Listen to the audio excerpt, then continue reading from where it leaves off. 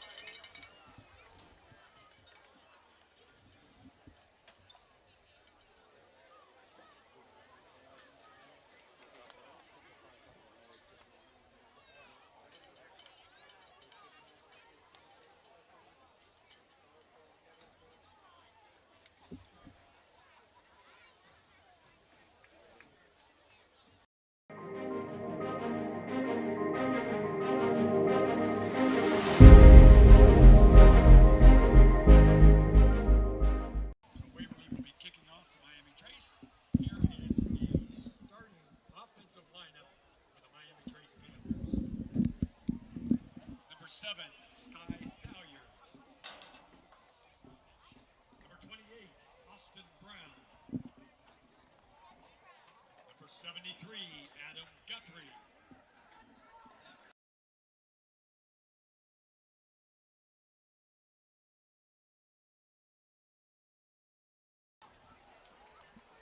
Number 52, Walker Gillespie. Could not ask for a better afternoon here in Miami Trace High School as we count down the minutes to the first official Friday night of high school football here in the Southeast District. Dewey Daly and John Bruce alongside you.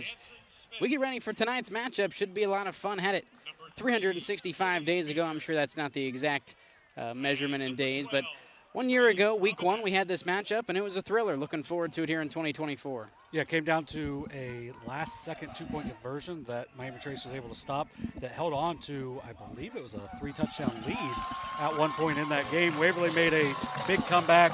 The really impressive thing that Miami Trace did a year ago was slow down the running game of Waverly, but that was kind of a breakout game a little bit for Mason Kelly as he led them on a couple of big drives late in the game. He's back along with a lot of his receivers as well. Both teams, as you mentioned, returning their senior quarterbacks, Mason Kelly for the Waverly Tigers and Trey Robinette for the Miami Trace Panthers. Fourth season in a row, both of these squads have opened up their respective seasons with one another. First two meetings in 2021 and 2022 went in favor of the Tigers by margins of 42-3, a little bit closer in 2022, 44-39, and that trend has continued into last year as it was a 27-26 victory for the Panthers a season ago.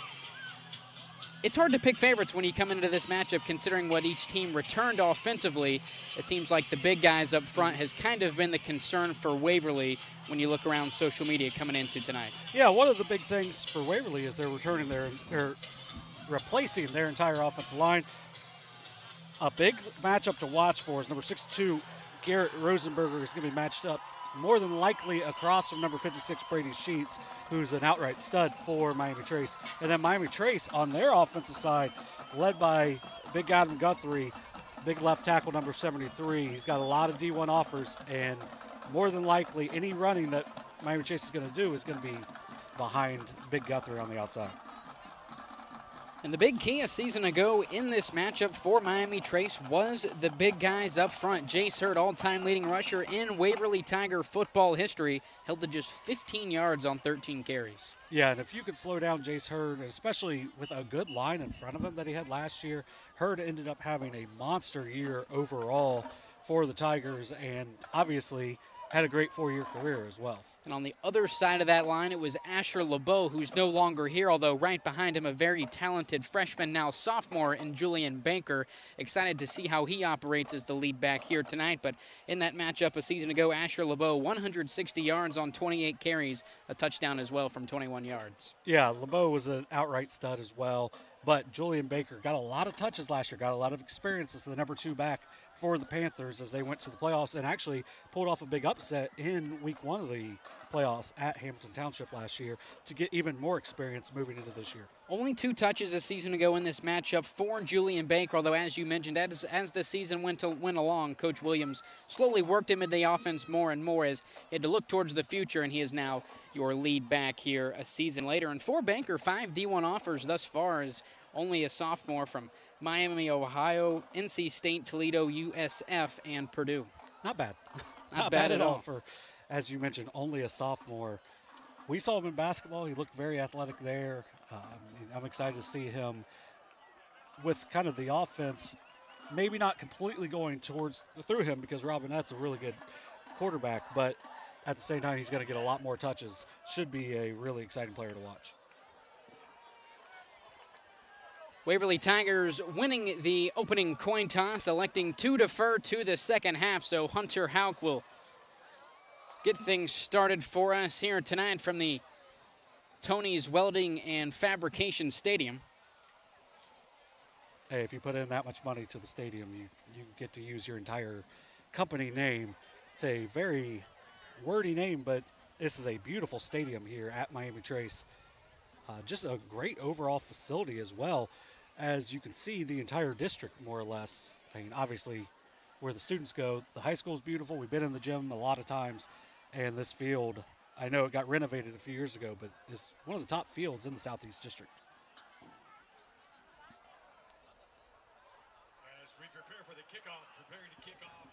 So Hunter Houck will tee it up and get ready to boot it away for the Tigers. Panthers, number 22, Bryce Perkins, and number 28, Austin Brown.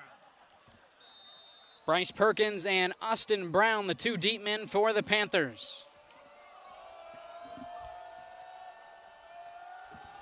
Houck signals off to the Gunners, and we are underway here in week number 1. Miami Trace and Waverly. Austin Brown on the return for the Panthers, right up to his own 30-yard line. Get our first look at this Miami Trace Panther offense here in 2024. Yeah, good directional kick there from Hawk, and then nice job by the defense, or the special teams for the Tigers to bottle him up and keep him to only the 30-yard line.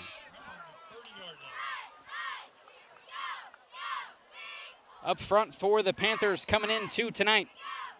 Left tackle Adam Guthrie, left guard Brady Sheets. Center Cam Morton, right guard Walker Gillespie, and the right tackle Matthew Barnard.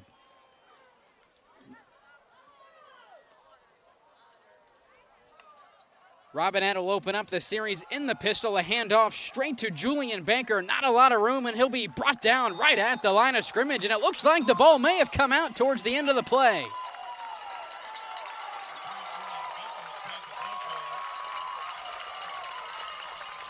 It was.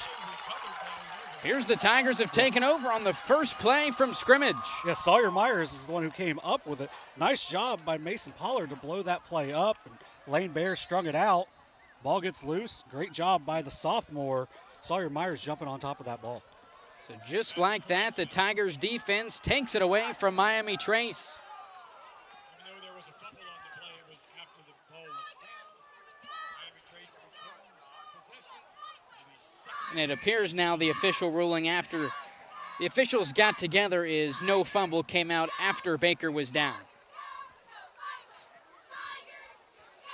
They determined that very late on the play because the Waverly players came all celebrating like they had recovered it and then just kind of slowly walked back on. So it'll be a pickup of 1 yard for Baker.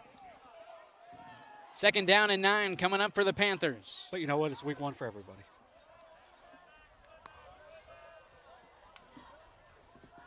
Robinette in the pistol, another handoff right back to Baker up the gut. Pushes up to the 36-yard line, barreling forward up to the 37. Great job by Baker of keeping his legs moving.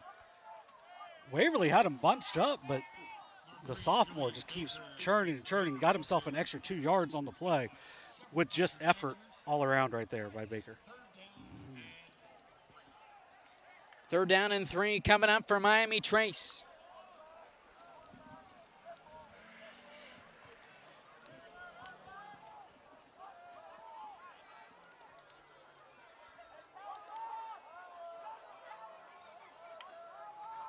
Three down linemen for the Tigers as a whistle and flag come flying in before the snap. It'll be a false start on Miami Trace.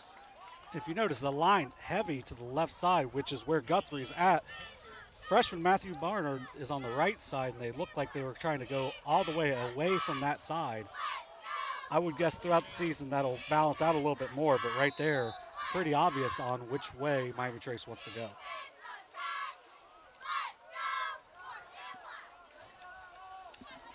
Robinette out in the pistol, 3rd down and 8. Robinette rolling near side, under some pressure and brought down. Sebastian Bilisano. Yeah, the senior captain, nice job there by the linebacker, shooting through the gap, blowing that play up in the backfield. Gonna force a punt here early. So although the fumble overturned in favor of Miami Trace, a 3 and out on the first drive for this Tiger defense.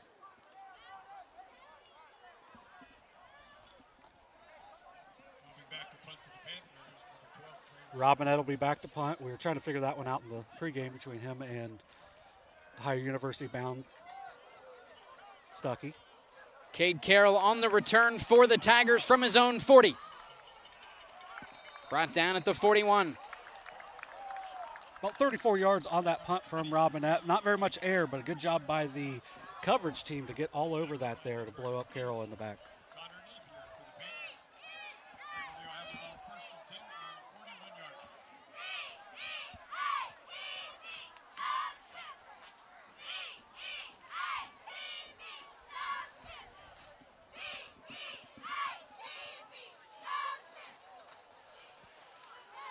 So Waverly takes over on the minus 41. Empty backfield for Mason Kelly to begin the series.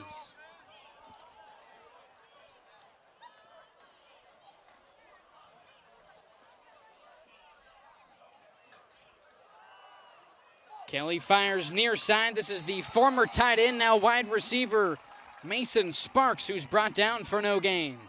A nice job once again getting out quickly and not letting Sparks get upfield.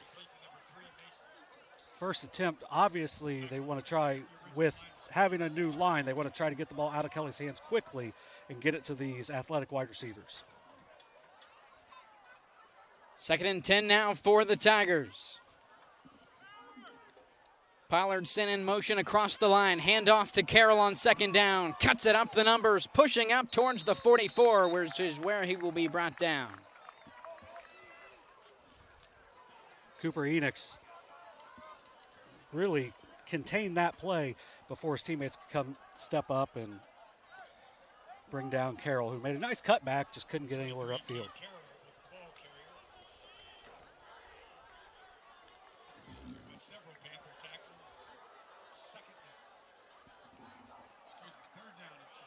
Third and 7 now for Waverly.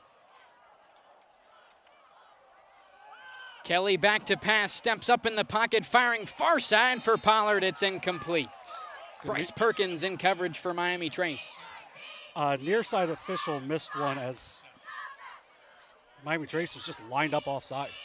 They were lined up in the neutral zone. Should have got a free play there, or actually probably blown dead before the play, but Perkins with the knockdown there and will be going right back to Miami Trace. So back-to-back 3 and outs for both offenses on their first trips.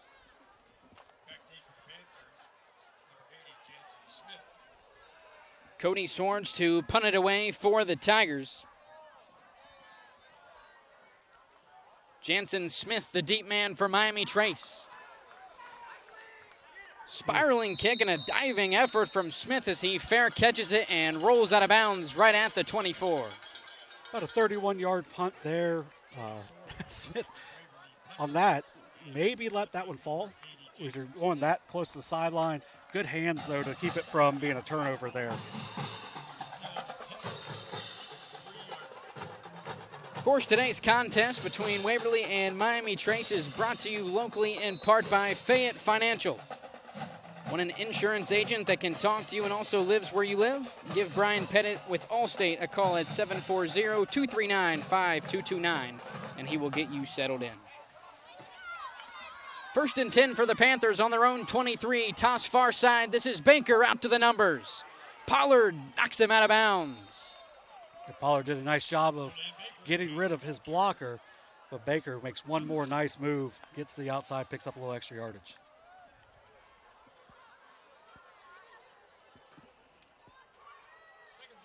Pick up a 4 on the play by the sophomore. They can keep him under 4 yards a carry, which they're doing right now. He's at 11 yards on 3 carries. So if they can do that all game, it's going to keep their defense in good positions throughout.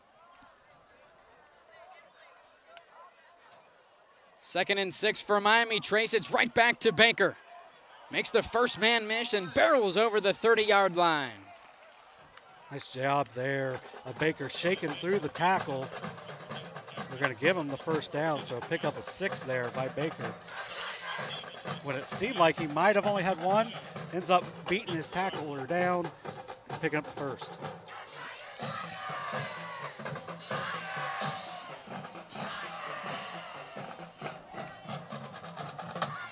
First new set of downs for the Panthers tonight. Robinette rolling to his left, unwinds, fires downfield. For Austin Brown, it's overthrown and incomplete. Good idea to look deep, especially after you've been running the ball so heavy with Baker. Just a little, strangely, I think a little underthrown, even though it went past him because Brown had to slow down a little bit on the play. Dylan Leith, the Tiger, in coverage for Waverly.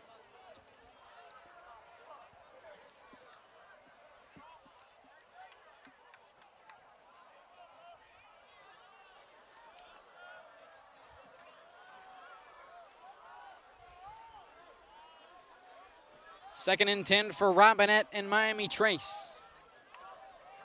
4 receivers set with 3 to the far sideline as we have a whistle and a flag before the snap.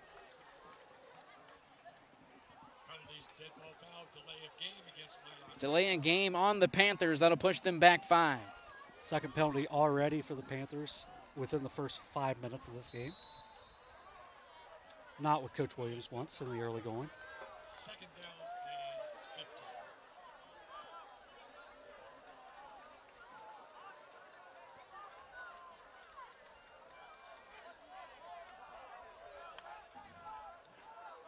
Second and 15 for the Panthers. A quick pass over the middle is complete to Cooper Enox up across the 40-yard line. A nice job pulling that back on the, kind of the RPO there. Nice job pulling out. Hits Enox. Big, really good athlete. Great baseball player. Makes a nice play to pick up about 14 on the play.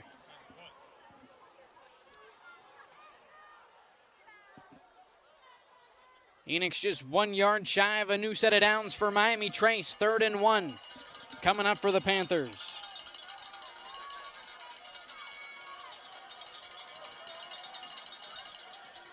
Robinette will hand it off. This is Baker up the middle, nowhere to go. There's Hunter Hawk that blew that one up in the backfield. And really a nice job by Sawyer Myers of getting through there quickly too, which forced Baker to make a move, which is where Hawk ended up wrapping him up. No gain on the play for Baker.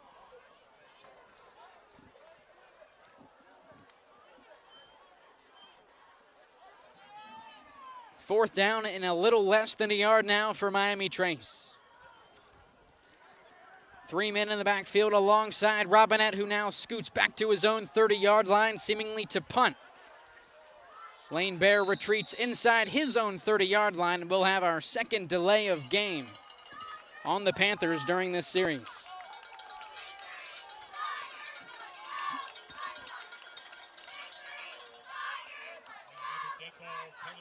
Going to give Waverly a little more time to get set up in their return now.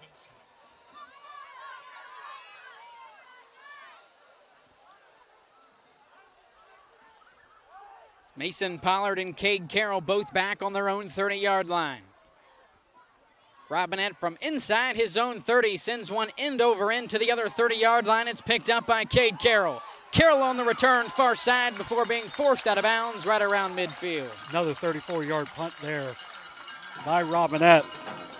This one, a much bigger return for Cade Carroll. Gets him close to midfield.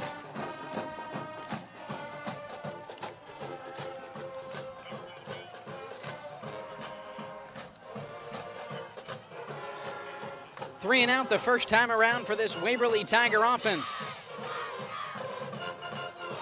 Second series coming up for the Tigers on their own 47.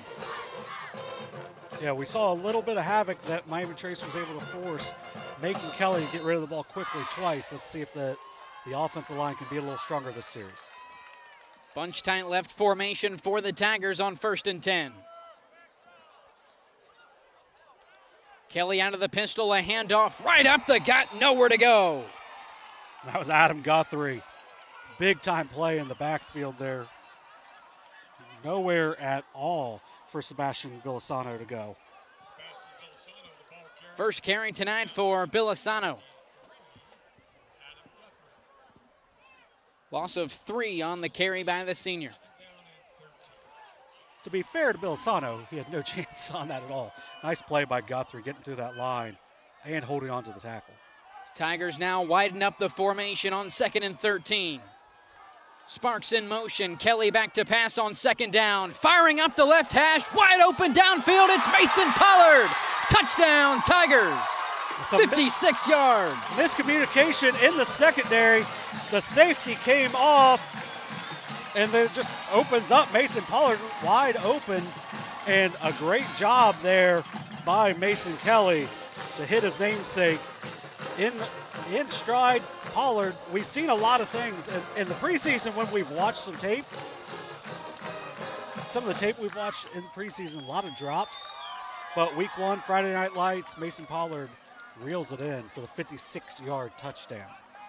First passing touchdown for Mason Kelly on the season, hooking up with Mason Pollard from the other side of midfield. Member of the Miami Trace defense down after the play. Hopefully it's just something like a cramp or something smaller with it being early. It's still being, especially over the last couple days, a lot warmer, but he's being helped off right now. Senior linebacker Jaden Jones. The Panther being helped off the field.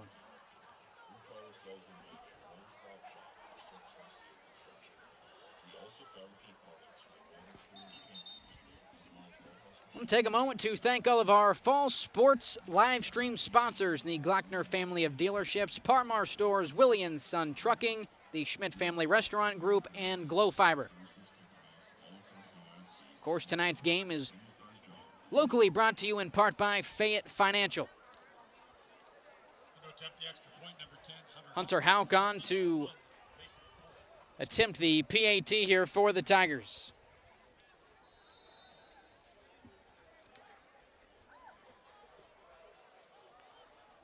Mason Pollard, the hold down, the lefty leg kick from Houck is good, and the lead is up to 7 for the Tigers. We'll take a quick break. You're watching Ohio High School football on Southern Ohio Sports Authority, presented by Ohio Health. Mark. 6 months of training. 8 miles to go. A 3-way tie for almost last place. You look good in these shorts, right? And 3 years since he and his team at Ohio Health left cancer in the dust.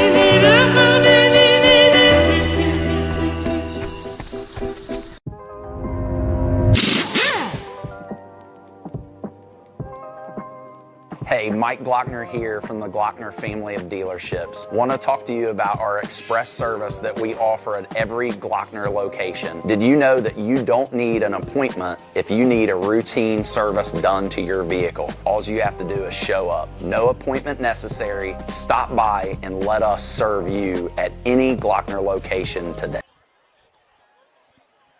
We welcome you back to the Tony's Welding and Fabrication Stadium here at Miami Trace High School. A 56-yard connection from senior quarterback Mason Kelly to senior wideout Mason Pollard. PAT from Hunter Houck is good. He's on to boot it away for the Tigers, who lead 7-0 with 5:18 to go in the opening quarter of play.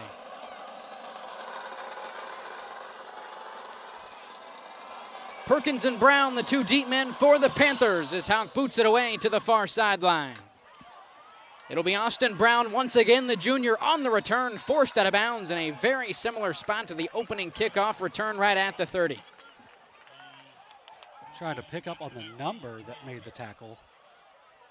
I believe 19, so nice coverage there by Trey Perry, a sophomore. Got down there. I don't know. It seemed like there was some room to run, and he just shut it down immediately. So only a 15-yard return there for Austin Brown. Third offensive series tonight for Miami Trace. Panthers have yet to cross the 50. 1st and 10, a handoff right up the middle. First carry tonight for the senior tailback, Evan Colgrove.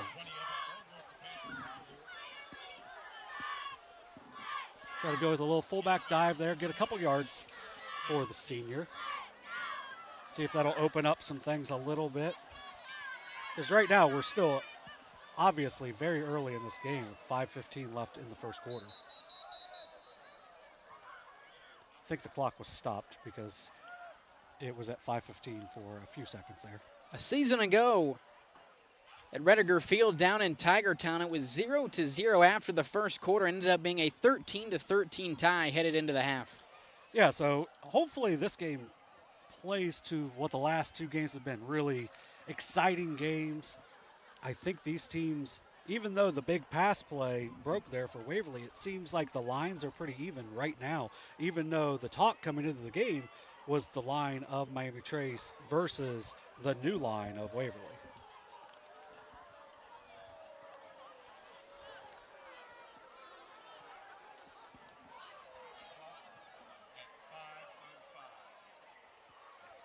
Yeah, they are resetting the clock right now. And when the referees don't have the wireless headsets and they're trying to do it like yelling numbers up, you got to hope. Oh, we got 5:05. You got to hope it's numbers like 5:05, or else you're throwing up two hands and everyone's confused. And kids don't know how to read clocks now, right, Dewey? 2nd down and 8 for the Panthers. Another handoff to Evan Colgrove, who's brought up just shy of the 35. Pickup of about 2 yards once again for Colgrove. Yeah, and on the back side of the field, the back judge launched the Waverly tee off the field as no one picked it up after the last kickoff. Good work by the ball boy to head on over to that side. He got over there quickly. 3rd and 6 coming up for the Panthers. 3 receiver set, 2 near side, 1 singled up on the far sideline for Miami Trace. Robinette rolling near side, looking to throw. Passes complete to number 8. This is Connor Napier. He's about a yard shy of the line to gain. 4th and 1 coming up for Miami Trace. Yeah, just a little low on the outside for Napier there, unable to pick up anything extra after the catch. Had to go to the ground to catch it, more or less. See if they take a risk here on 4th and short.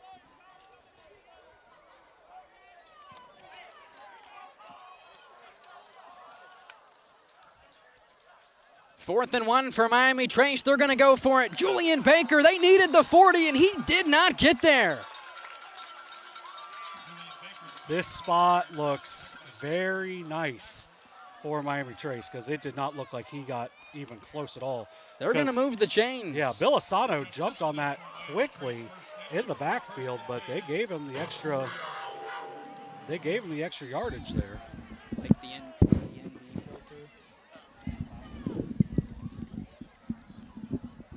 Big time play there on 4th and 1.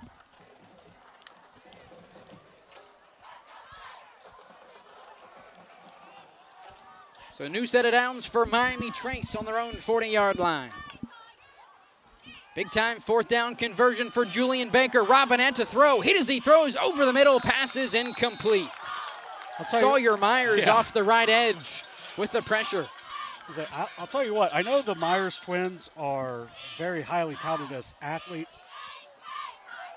Sawyer Myers is supposed to be his best sport, I believe, is either basketball or baseball. But right now, he's been very impressive on the defensive line for the Tigers, causing all kinds of havoc and caused that ball to be thrown high by Robinette.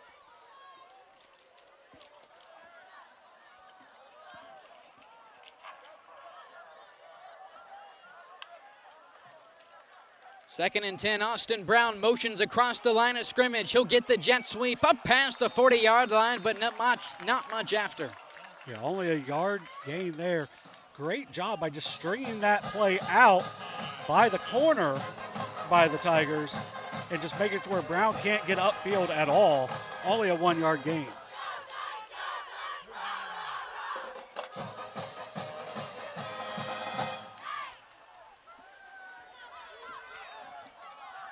I believe now the 3rd Miami Trace Panther to log a carry in just their first 3 drives. 1 man in the backfield alongside Robinette, 4 wide, over the middle, passes caught by Cooper Enix, 1st down Panthers. Yeah, nice pass and catch, really got through some contact as well. Picks up 10, another 1st down to move the chains. Miami Trace continuing to succeed in 3rd and 4th down situations. First time tonight they've entered Tiger territory.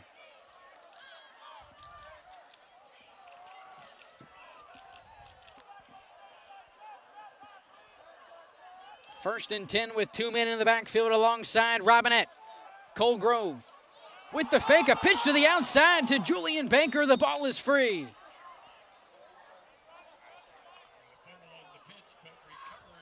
Sophomore Baker able to get back on top of it.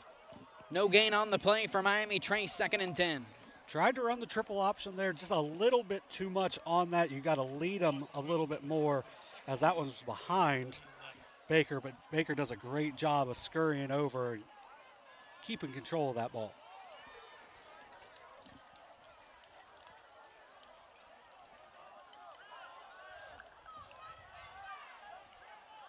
Officially a loss of 1 on the play for Miami Trace.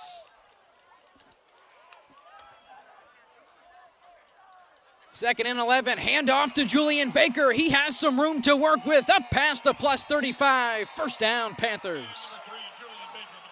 And really, if his lineman doesn't slow him down a little bit, he might be able to get that to the outside. But a good cutback still to pick up an extra 4 or 5 yards there by Julian Baker. A pickup of 17 on the game to equal his total of the game. Now up to 34 yards for the sophomore. First and 10, Miami Trace on the plus 33, less than a minute to go in the first quarter. Robinette, a pitch to his left. This is Colgrove up past the 25-yard line. Pickup of about 9 for the senior tailback. And if Dylan Leith doesn't go down and take his legs out from under him there, he might hit pay dirt on that one from 33 yards out. 1 second differential between the game and play clock, so it'll take one more play here for Miami Trace to get to the second quarter.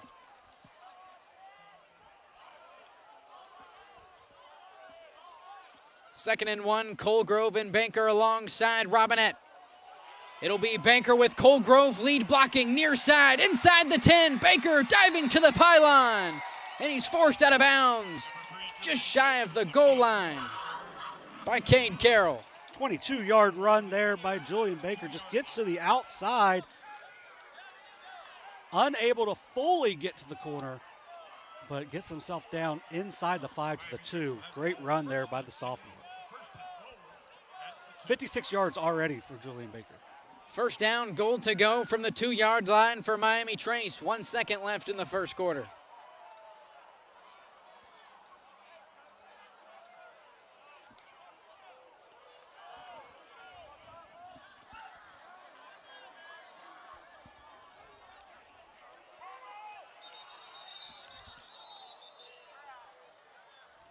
Timeout Panthers, as they were going to have a delay of game, which it's a good timeout. It's going to be 1 second left here in the quarter.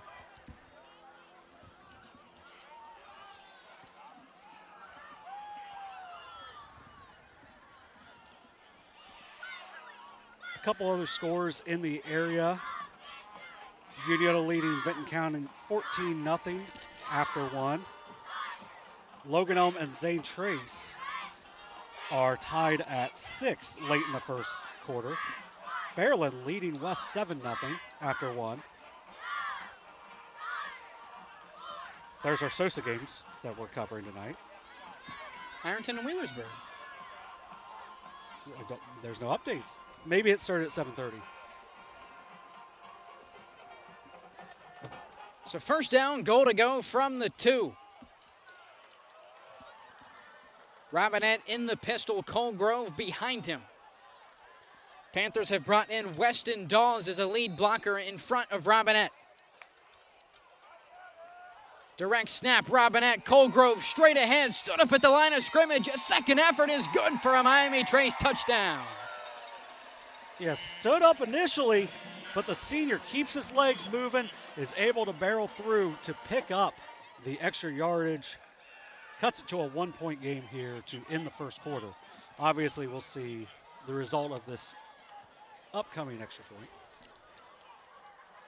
Senior kicker number 89, Levi Morrison, on for the PAT to tie it at 7 apiece.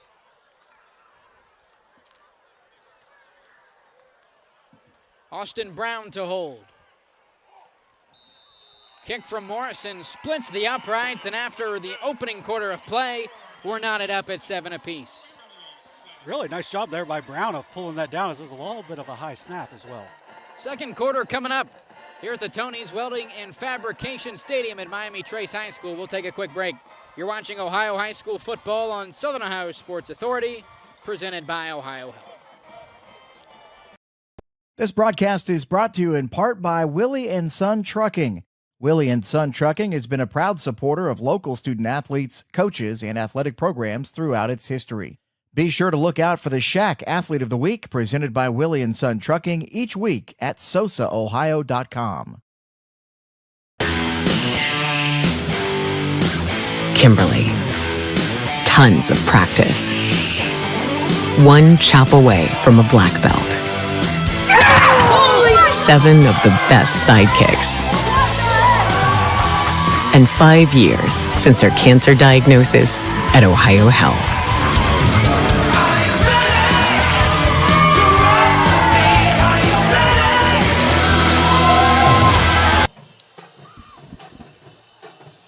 We welcome you back to the Tony's Welding and Fabrication Stadium here at Miami Trace High School. A 2-yard touchdown run from Evan Colgrove.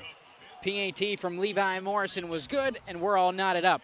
And 7 apiece as we head into the second quarter of play.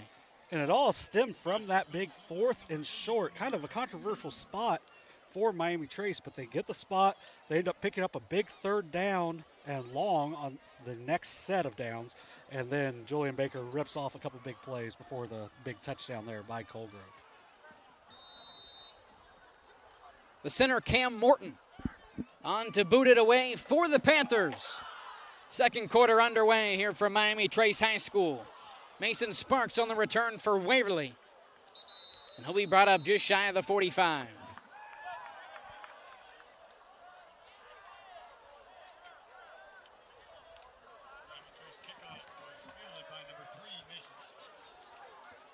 I got a question for you. This might be wild. Do you just try to kick that out? Like, if you don't have the kicking game, so if you're kicking with the punter, or center right there, if you kick it out, you're going to be starting at, 35 or 40 every time anyway. Just a thought. I believe it's the 35, but Yeah. if it goes out of bounds in front of the 35, you get it where it went out. I could be wrong.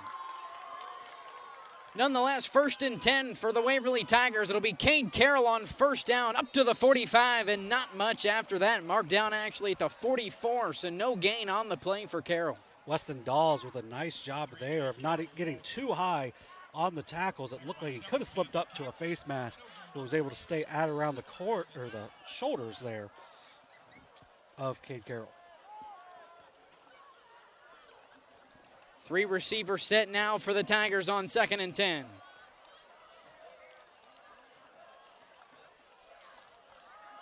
Kelly back to pass on 2nd down, firing near side for Cody Swords. He brings it in. We got a flag, but I think it's going to be interference. Penalty marker down on the plus 35-yard line. We're going to have a hold, so that's clearly going to be declined. Nice pass and catch. Good job there by Swords finding that ball after being grabbed on the way.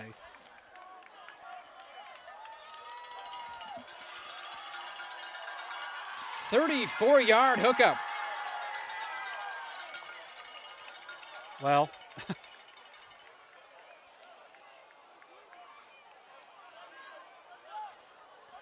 yeah, you're better at math than me. Good job. 34-yard hookup from Mason Kelly to Cody Swords. One of the most dynamic connections a season ago, their first here in 2024.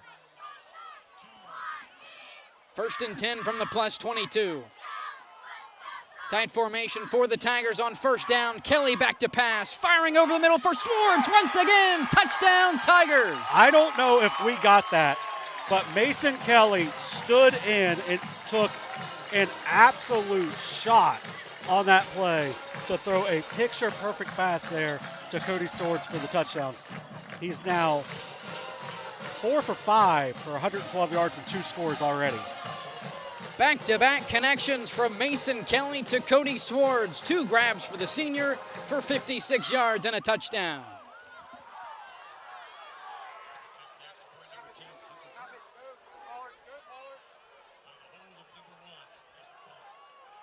Hunter Houck on for the point after.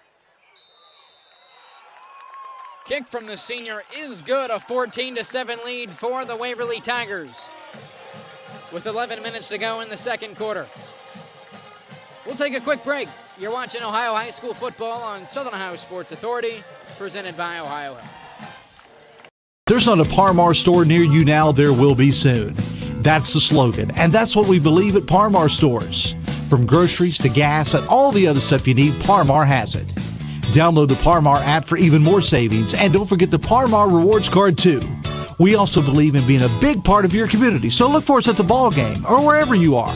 Shop us today, like us on Facebook, Instagram, Twitter, and remember, if there's not a Par Mar store near you now, there will be soon.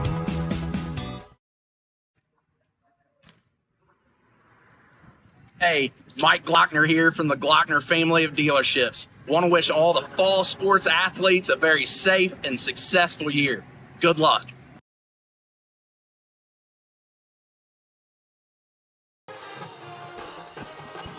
Second passing touchdown of the night for senior quarterback Mason Kelly, this time from 22 yards out to his favorite target from a season ago, Cody Swords.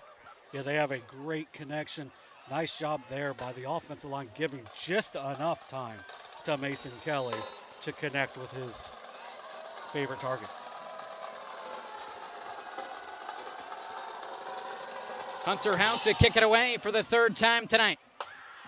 This time near side, it will be returned from inside the Miami Trace 20-yard line. Might as well just put them down at the 30 every time, because that's 3 straight possessions off kickoffs. They've started at the 30. Gage Henry, the return man for the Panthers, brings it up to his own 29. It's a bad spot. It was a 30. I'm sticking with it.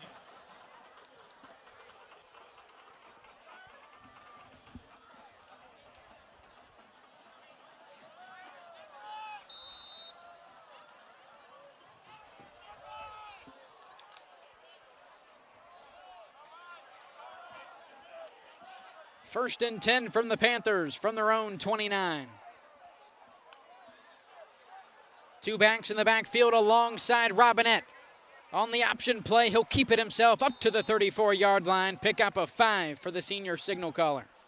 Nice job by Robinette to get the read and seeing that Baker wasn't going to be available there, just getting what he could, which is a nice 5-yard pickup on first down. Got the Minions on the scoreboard. You're probably a big Minions guy, aren't you? I actually gave him 6 on the play.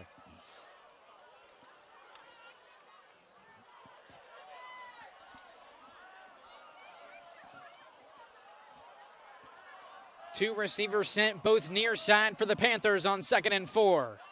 This time Robinette will hand it off. This is Julian Baker near side, up past midfield. First down, Panthers. This near side spots are awful. That's 2 yards short of where he ended up. Official spot on the field is on the -49. Nonetheless, a pickup of 14 for the sophomore tailback. And good enough for a new set of downs. Averaging 7 yards a carry, 70 yards now for the sophomore on his first 10 carries of the game. Colgrove on the handoff on first down, nowhere to go. Nice play by Hunter Hawk. Get him in the backfield, take him down after only 1 yard gain by the senior.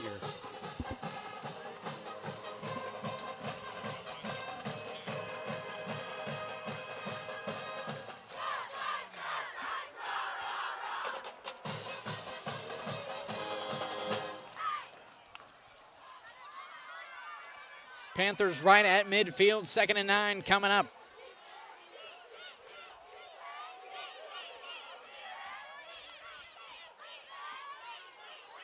Handoff to Colgrove, cuts it up the left hash, up past the +45. Nice cut back there, good play by Lane Bear to keep him from busting that out for even a greater gain. Sets up 3rd and short here for the Panthers.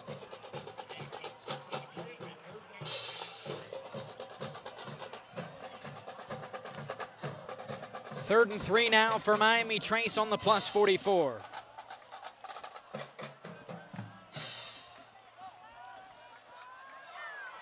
Gage Stuckey and Connor Napier Out wide, near side, it'll be Baker on third down. Up past the 40, still on his feet, inside the 35 for another Miami Trace first down. Penalty marker back down at the original line of scrimmage, back towards midfield. False start on the Panthers. That'll negate the first down. It's their fourth penalty already. 2 delay of games, 2 procedure penalties, and that wipes out an 11-yard gain there on 3rd and 3. Not only does it wipe away the first down, but you lose 5 yards as well. 3rd down and 8. Now for Miami Trace from the plus 49.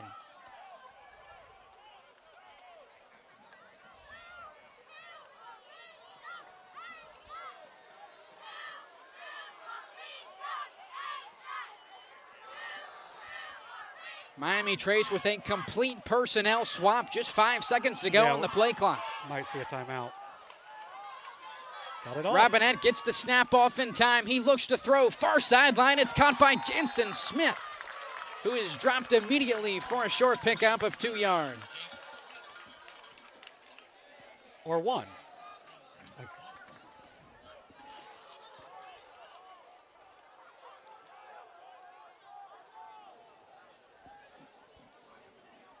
Fourth and 7 here at the 48. 4th and 7 at the plus 48-yard line. Robinette remains in the pistol. He'll now retreat back to his own 40 to punt it away. Pollard and Carroll back deep inside their own 20. Semi-spiraling kick by Robinette. Carroll will let it bounce. Beautiful. Takes a Miami Trace roll inside the Tiger 5-yard line. Down right at the Tiger 2. 46-yard punt inside down, as you said, to the 2. Great punt there by Robinette. Good coverage. Be a tough spot for the Tigers to start their next possession. Hey, I want to shout out one thing real quick. We got 2 mascots here today. We love mascots. We talk about mascots on all our... I think there was a monkey running around. Was there? Yeah, over here. I didn't see that one yet. But, yeah, it's in the student section. Yeah, so we kind of got 3 mascots. But here's the fun fact. Both mascots fully clothed, fully in uniform. That's appropriate for 2024. I like it.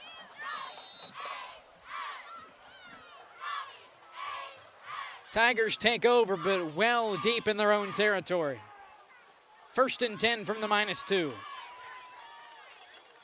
Swords motions across the line of scrimmage for Waverly.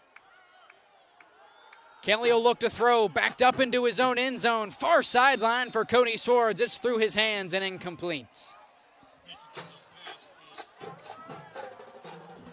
At number 63, Tyler Stevens was causing a lot of impact as he had 2 or 3 blockers taking care of him, or else he probably gets to Kelly on that play. Pretty nice pass there by Kelly because there's no one but Swords can make that play. 4 receivers set now for the Tigers. Empty backfield. Mason Kelly all alone on 2nd and 10.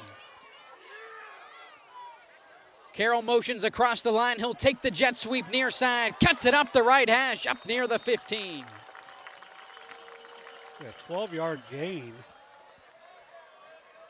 It's a handoff or a toss.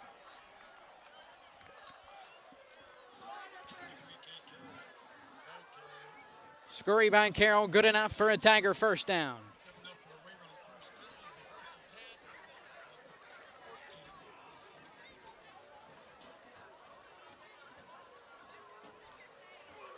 Tigers bunched much tighter on 1st and 10 from the -14. Carroll in the backfield, play action. Kelly rolling near side.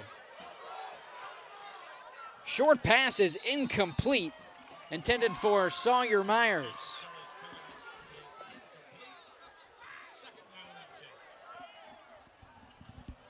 I mentioned Garrett Rosenberger in the pregame. He did a nice job of picking up a block late that gave Kelly even more time there to try to get his receivers open, just unable to find one downfield. Good job by the freshman. 2nd and 10 now for the Waverly Tigers. Swords motions into the backfield. Play action. Kelly pitches it near side for Cody Swords. He's lit up and forced out of bounds by Cooper Enix. Cooper Enix is a bad man. Nice job there by the junior, jumping on that quickly and land the wood there on Swords. One of the only times Swords is ever going to even get hit because he's so elusive as a wide receiver. Nice job by Enix. Tigers now behind the sticks. 3rd and 12 from their own 12. 3 receivers to the far side. Sawyer Myers tight to the right side of the line. Sparks motioning in. Kelly looking to throw on 3rd down. Kelly rolls out near side, fires down the near sideline, intended for Cody Swords. It's incomplete. Definitely the contact got there early. Miami Trace avoids, kind of a disaster there that would have resulted in a first down on the not personal foul, but the defensive pass interference. Jansen Smith in coverage for the Panthers.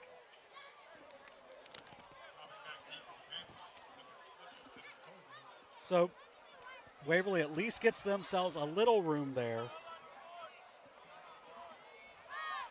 getting plus 10 yards after the great punt by Robinette pinned them very deep. Cody Swords back to his own goal line.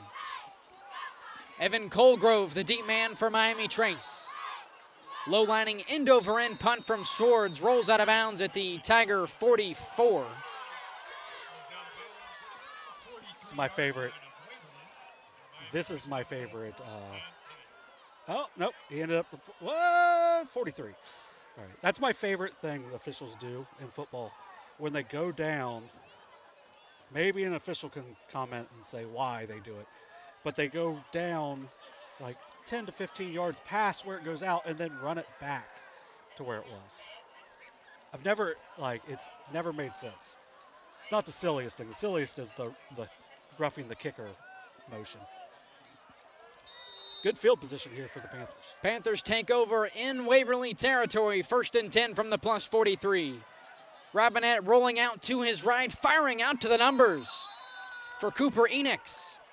Pass is complete. Enix is forced out of bounds at the 37. 3rd catch now, 30 yards for Enix. Good pickup there.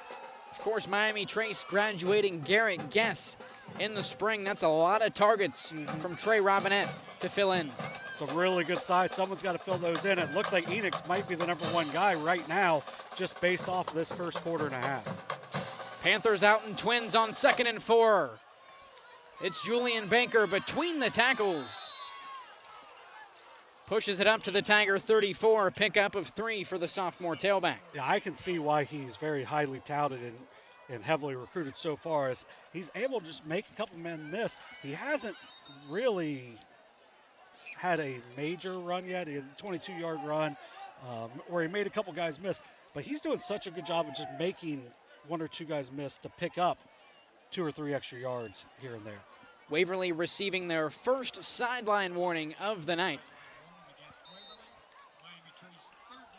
Of course, I believe the second one would result in a personal foul, more specifically an unsportsmanlike conduct. Nonetheless, it's 3rd down, 1 yard to go for the Panthers. Julian Baker straight ahead, lit up in the backfield, but may have had just enough on the second effort for the first down. Hunter Hawk again has done an outstanding job of getting into the backfield repeatedly. They're going to mark him short. Baker will be marked less than a yard shy of the line to gain. Most likely 4 down territory for head coach Jerry Williams.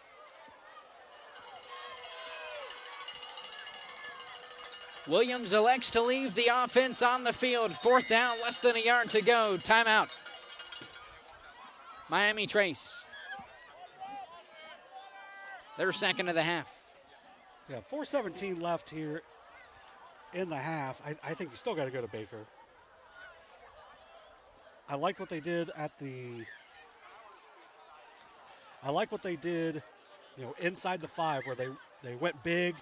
They brought in Let me look real quick. Brought in Weston Dawes as an extra blocker. I wouldn't mind seeing that here. I can see them maybe trying to use Baker's ability to make men miss, but you also just need 1 yard right here. So if you can just get 1 yard, bring Colgrove in, power through, get a yard or two, get the first down, reset the marker, and then you open things up a little bit more. But I think here you got to be smart. You're down 7. You know, your line is going to help you win a lot of games this year. So you got to trust them here, get behind them, try to pick up a couple yards, in my opinion.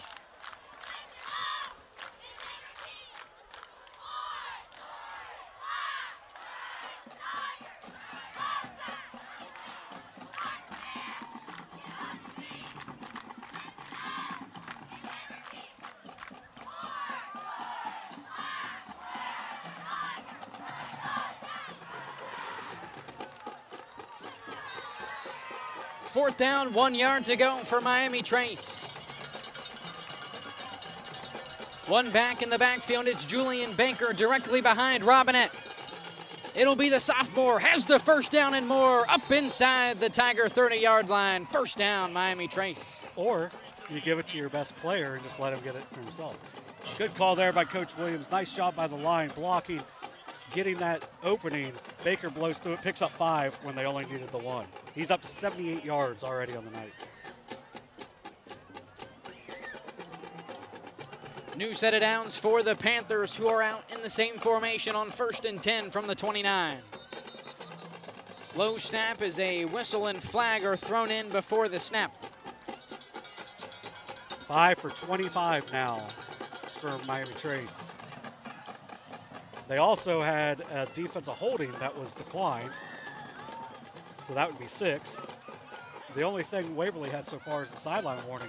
They've done a really good job of staying disciplined, not getting any of those procedural penalties to push themselves back. Panthers now behind the sticks. 1st and 15 from the plus 34. Back-to-back flags before the snap. Another false start on this Miami Trace offense.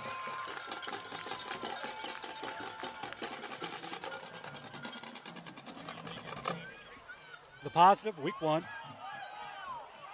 can get these things fixed pretty quickly. I believe a wise man said yesterday, you never see it. The most improvement you see between a team is between weeks 1 and 2. So I would guess that this Miami Trace team will improve greatly on those procedural penalties moving forward after today, and probably in the second half as well.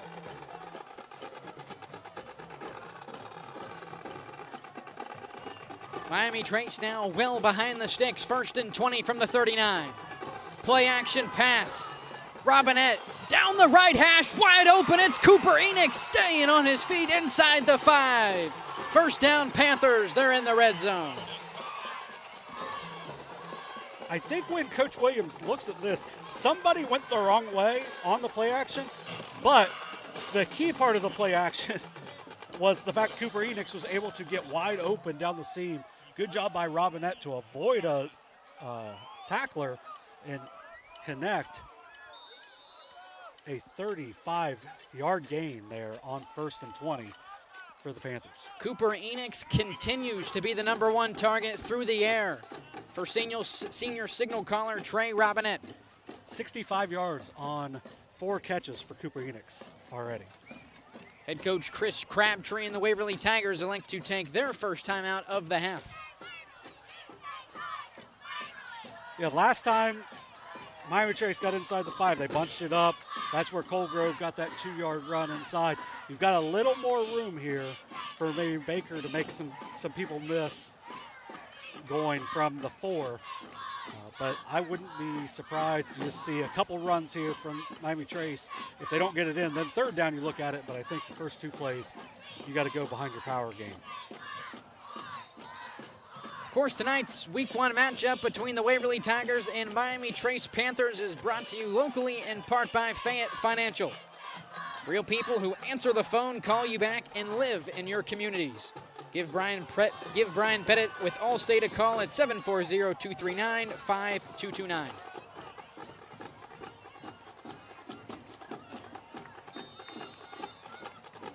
First down, goal to go for the Panthers.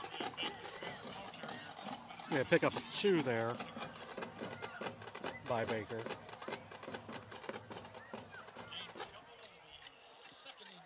Pickup of 2 for the sophomore. Up to 80 now on the night. He's already at 15 carries, though, so that might be something where they watch that number here coming up throughout the night. Robinette out in the pistol, directly behind him, sophomore tailback Julian Baker. He'll take the handoff between the tackles. Touchdown, Miami Trace. Yeah, it's hard to get a stop against that power game, especially when you're inside the 5 like that. Nice job there by the offensive line, getting some room. The sophomore gets his first score of the season. Senior kicker Levi Morrison will look to move to 2-2 on PATs this season and tie this ball game up at 14 apiece with 2:51 to go in the first half.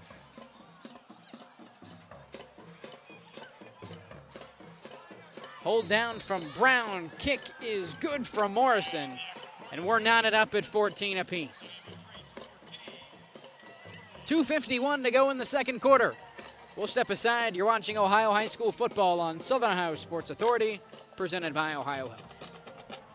Williams has transferred to Wendy's for the new loaded nacho cheeseburger. This burger's my inspiration, and I just hope to inspire you. Oh, you have inspired us. Thought we were doing names on the headband. Get it together. Choose wisely. Choose Wendy's new loaded nacho cheeseburger. Richer. Countless nights in the garage.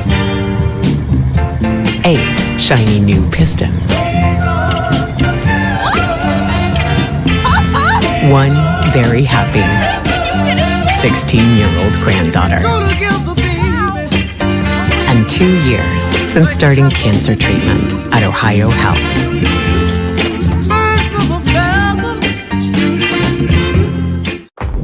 Glo Fiber is now in Ohio. And with gig speed fiber internet, we're keeping things real. As in real, reliable speeds. Real people who really want to talk to you. Not to mention, real simple pricing. Switch to Glo Fiber today to get real fast, real reliable fiber internet and your first month free. Glo Fiber is here. Welcome to Glo-Hio. Call 1-833-WANT-GLO or visit glofiber.com to switch today. Cam Morton set to boot it away for the Panthers right up the middle of the field. Cody Swords to return up the left hash. Swords with a seam, shakes a would-be tackler. Here goes Cody Swords up the far sideline before eventually being forced out of bounds. Just a big-time play by the senior. Makes a man miss, gets to the outside. Nice play running him down to keep him from scoring there at the 25. But the Waverly Tigers are in prime field position here to close out the half.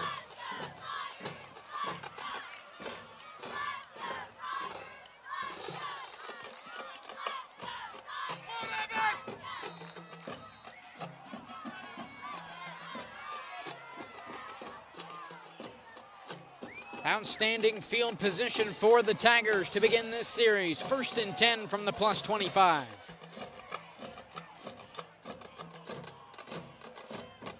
Three receivers set for the Tigers. Sparks motions across the line of scrimmage. It'll be Cade Carroll on first down, up near the 20-yard line before being brought down by a host of Panther defenders. Yeah, I believe that was Evan Millette and Brady Sheets combining on that. Looked like there was going to be a big opening, but they shut it down pretty quickly. Only a gain of 3 for Carroll.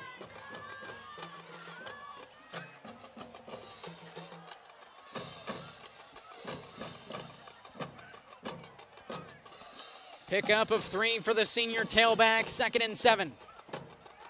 Play action, Kelly under pressure, rolling out to his left, fires downfield, he has Cody Swords inside the 10. Up the far sideline, inside the 5, forced out of bounds at the 3-yard line. 1st and goal to go for Waverly. Mason Kelly taking some big hits, but stepping up and making really nice throws so far today. 17 yards there on the pass and catch from Kelly to Swords. First down, goal to go for the Tigers. 71 yards on 3 catches now for Cody Swords. Inside 2 minutes to go here in the first half. Kelly rolls near side, now looking back to his left. Under pressure, firing to the end zone for Myers. It's incomplete. It's a good job there by Kelly. Had multiple guys chase him. He threw it where either his guy's going to catch it, which there's no way anyone was catching that, but there's no way that's getting picked. Does a good job getting rid of the ball, saves the play another down. So instead of taking the sack down there at the 20, now you're still in great position. Second and goal now for the Tigers. Kelly out of the pistol. He'll hand it off. Carroll trying to get to the near sideline, not able to do it, and he's brought down at the line of scrimmage by Jansen Smith. So we put down as a yard loss. Good job there. You know, Miami Trace is doing a really good job of shutting down the running game anytime it looks like there's anything that's open at all. Looked like Carroll had a chance to get to the outside. They just closed that off. Ends up being a 1-yard loss.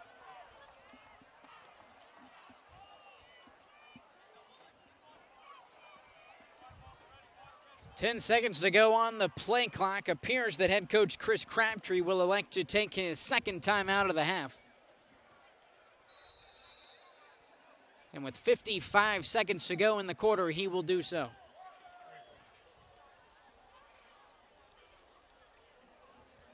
We'll take a quick break. You're watching Ohio High School football on Southern Ohio Sports Authority, presented by Ohio. This broadcast is brought to you in part by Willie & Son Trucking. Willie & Son Trucking has been a proud supporter of local student-athletes, coaches, and athletic programs throughout its history. Be sure to look out for the Shack Athlete of the Week, presented by Willie & Son Trucking, each week at SOSAOhio.com. Kimberly. Tons of practice. One chop away from a black belt.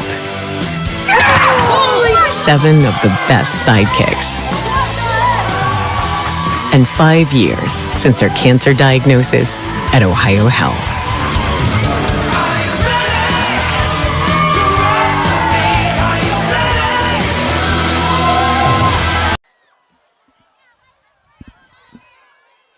To 14 is our score. A pair of touchdowns by both sides of the ball. Big third down and goal to go for the Tigers coming up.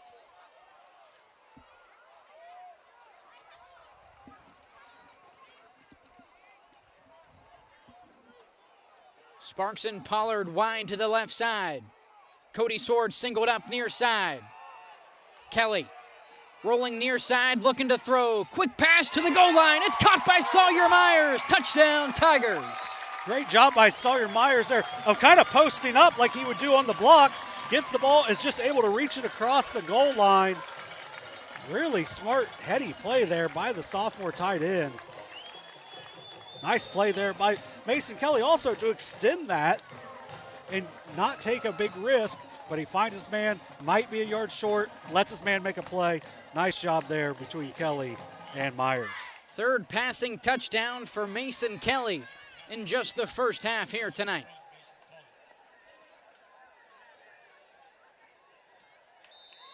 PAT from Hunter Houck is good, and the Tigers' lead is extended to 7. 21-14 is our score. We'll step aside with 48 ticks to go in the first half. You're watching Ohio High School. Mark. 6 months of training.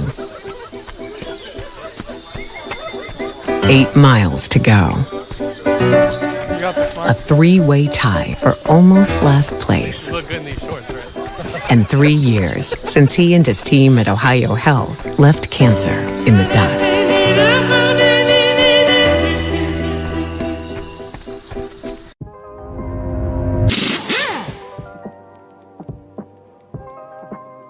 Hey, Mike Glockner here from the Glockner family of dealerships. Want to talk to you about our express service that we offer at every Glockner location. Did you know that you don't need an appointment if you need a routine service done to your vehicle? All you have to do is show up. No appointment necessary. Stop by and let us serve you at any Glockner location today.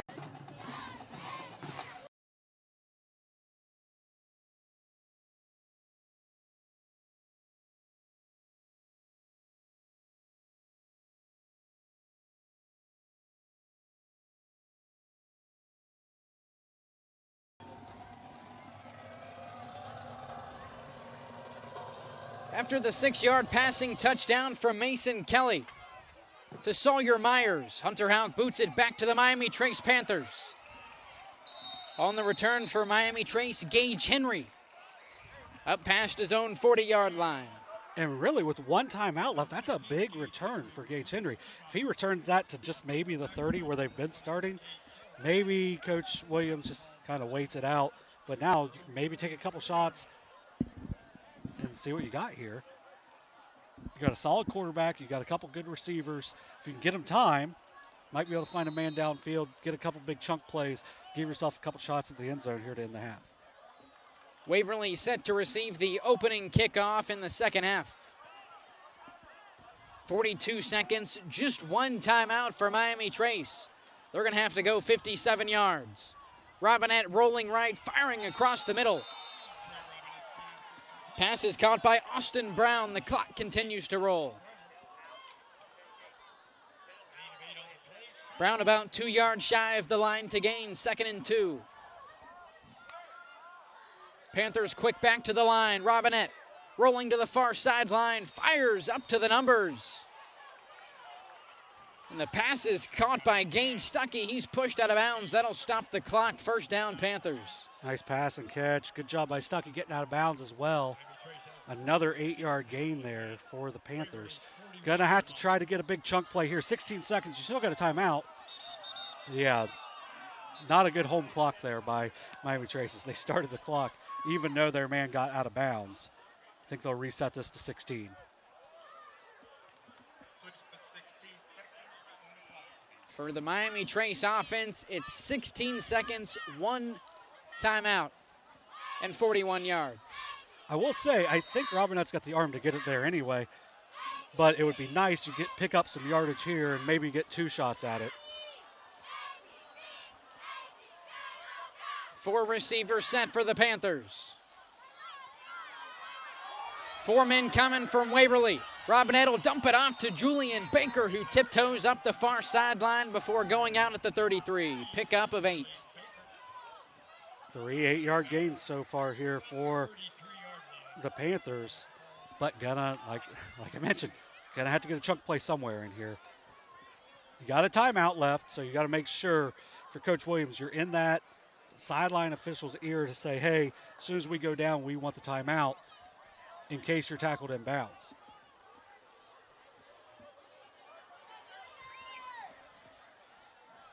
Four down linemen for the Tigers. They'll bring 5. Robinette fires far sideline for Julian Baker. It's incomplete. Not the worst thing.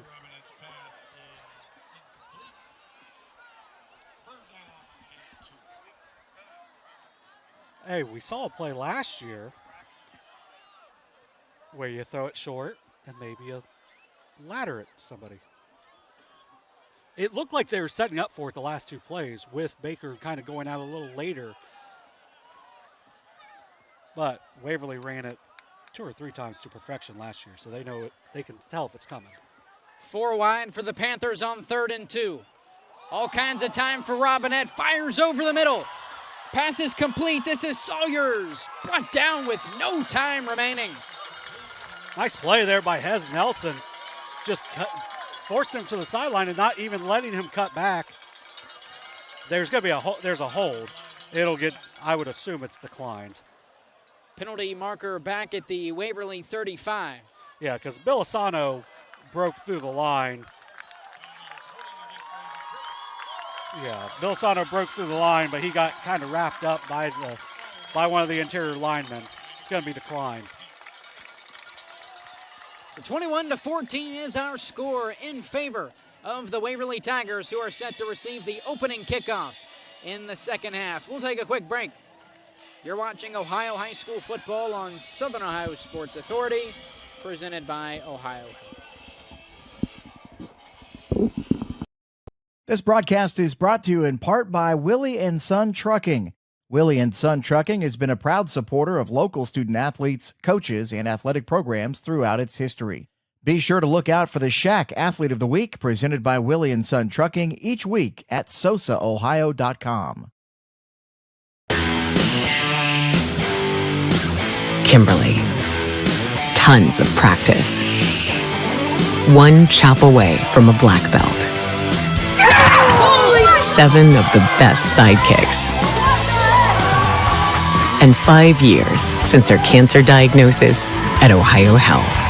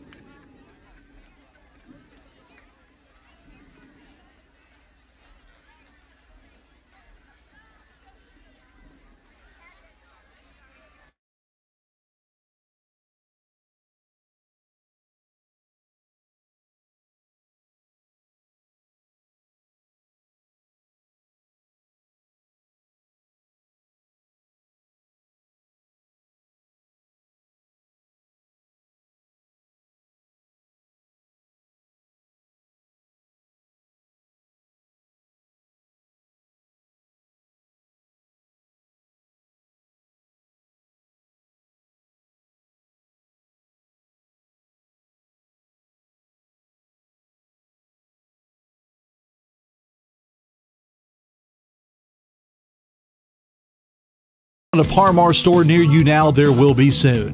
That's the slogan, and that's what we believe at Parmar stores. From groceries to gas and all the other stuff you need, Parmar has it. Download the Parmar app for even more savings, and don't forget the Parmar Rewards Card too. We also believe in being a big part of your community, so look for us at the ball game or wherever you are.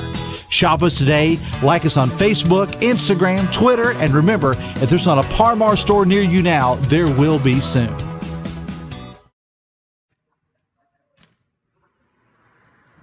Hey, Mike Glockner here from the Glockner family of dealerships. Want to wish all the fall sports athletes a very safe and successful year.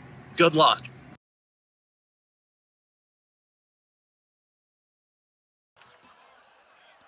We welcome you back to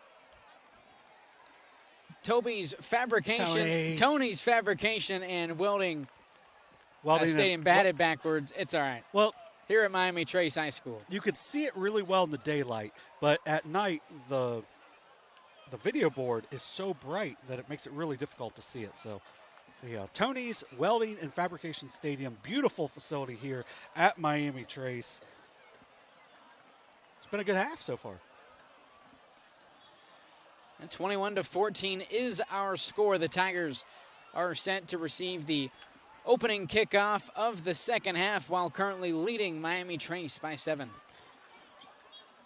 Yeah, some stats real quick. Team stats, Waverly, 18 plays, 146 yards. Miami Trace, 37 plays and 226 yards, but they're being outscored, obviously 21-14 on the scoreboard. The big kickoff return by Cody Swords late in the first half set them up for that short field. Only needed 15 yards to score the last touchdown for Waverly, but also Miami Trace 6 penalties for 30 yards has been a killer so far to the Panthers' drives. At the half for Waverly, Mason Kelly, 6 of 11 for 135 yards and 3 scores. 3 of those passes are to Cody Swords for 73 yards and a score. Mason Pollard with a 56-yard touchdown reception. And then I believe it was Sawyer Myers also had one. His was of 6 yards. Hunter Hawk has knocked through all 3 extra point attempts. For Miami Trace, Trey Robinette is 10 of 13 for 122 yards. Julian Baker, 12 rushes, 81 yards and a score. Cooper Enix with 4 catches and 65 yards. Evan Colgrove with 6 rushes, 22 yards and a score also. And Levi Morrison has knocked through both extra points for the Panthers. It looked like we had a turnover on the first play from scrimmage, and that's the only fumble we've had of any kind so far. Well, there was a fumble on an option as well that Julian Baker recovered, but really overall, Waverly has not been able to run the ball, but they've been able to move it through the air. Mason Kelly's been really good so far in this game. Obviously, 3 touchdowns and a half is always going to be really good, but he stood in there. He's taken some big contact. He's thrown some really nice passes. Receivers have made nice plays. And really, there's only been one ball a receiver hasn't got his hands on at least, and that was just a smart throwaway that they scored on the next play anyway from.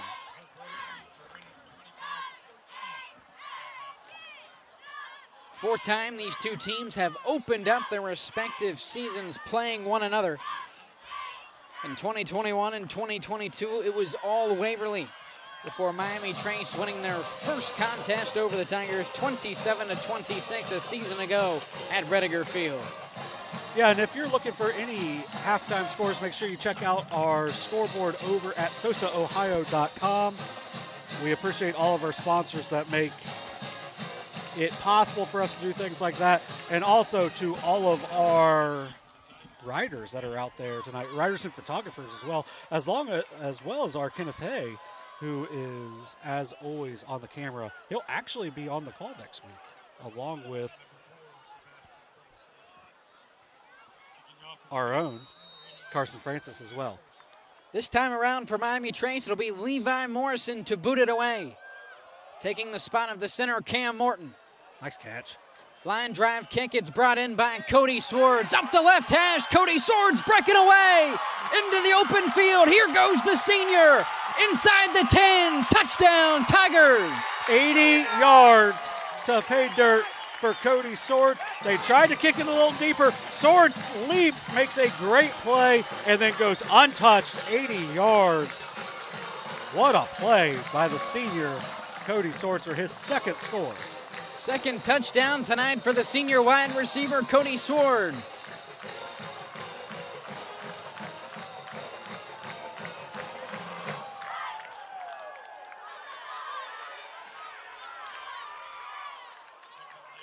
As the Tigers are a PAT away from making it a 14-point ball game.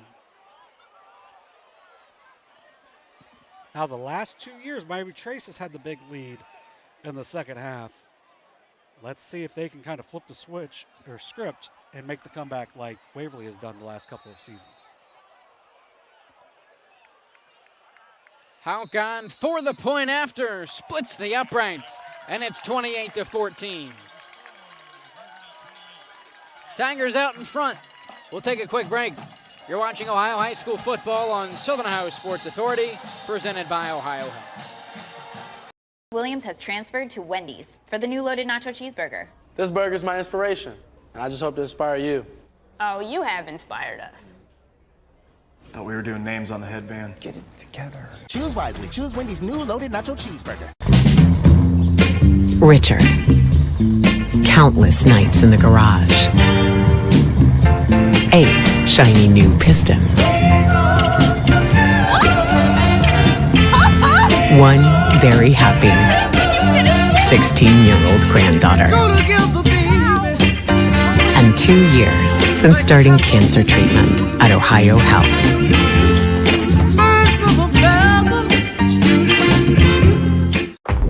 Glow Fiber is now in Ohio. And with gig speed fiber internet, we're keeping things real. As in real reliable speeds. Real people who really want to talk to you. Not to mention, real simple pricing. Switch to Glow Fiber today to get real fast, real reliable fiber internet and your first month free. Glow Fiber is here.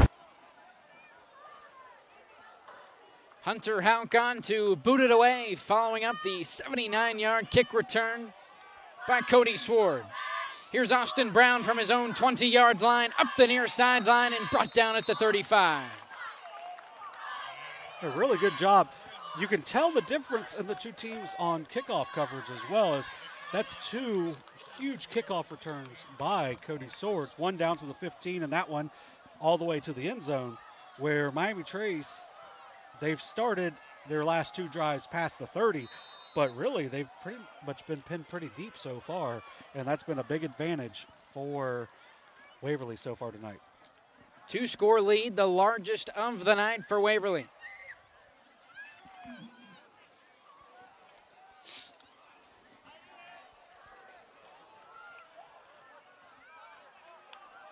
First and 10 from the -34, a flag and whistle prior to the snap.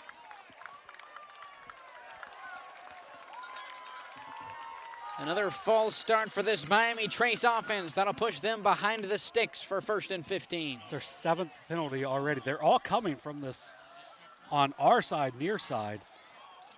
So something on that left side of the line is not working like it should be right now for Miami Trace.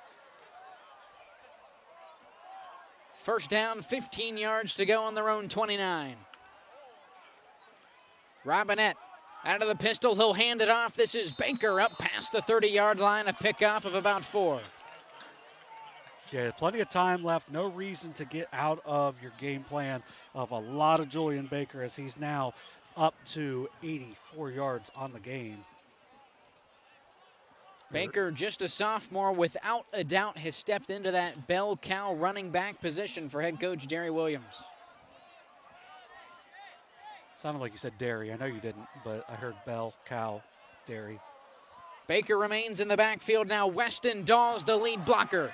Robinette, trouble with the snap, and he's swallowed up in the backfield. Yeah, the snap's been a little low throughout the night. That's the first one that Robinette's actually dropped, but he has not handled the snaps very well so far, especially being a taller player. We're going to have 3rd and 15 as they're going to go right back to the same spot where they were prior to that snap.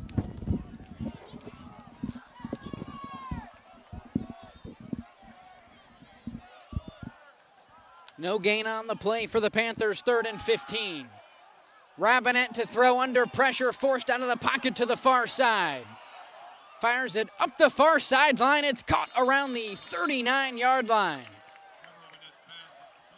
Pass is complete to Evan Mullet. Nice play by Mullet there. The senior comes up about 5 yards shy of the line to gain.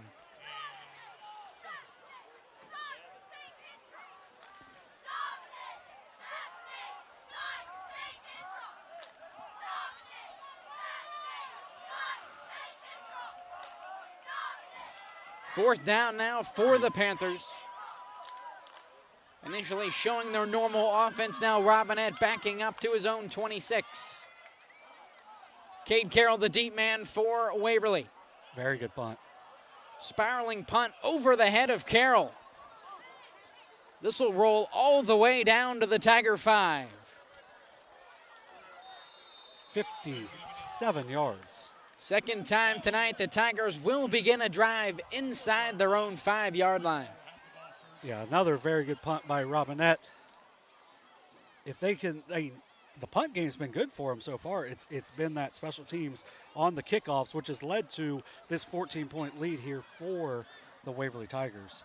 Let's see what they can do. They've struggled a little bit running-wise, but their biggest run of the game was when they were backed up at the 2. They were able to get a 10-yard gain out of it and force themselves out to give themselves a little more room. Let's see if they can find a way to get Carroll a little more room to, I'm going to say it again, give them more room away from the goal line. I think that's 3 times in one sentence. That's pretty impressive.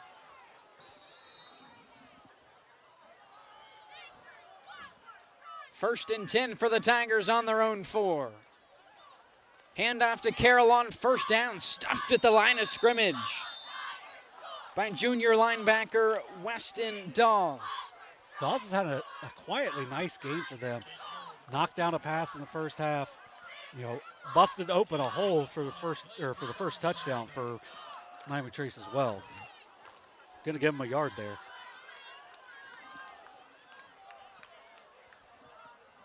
Now the Tigers bring everybody in tight. 2nd and 9 from the 5-yard line. Kelly back in his own end zone, looking to throw to the far sideline. It's complete to Lane Bear. Bear forced out of bounds just outside the 10. Yeah, good job giving themselves some room there. Gets about 6 on the play. Makes it 3rd manageable. 3rd down and 3 coming up for Waverly.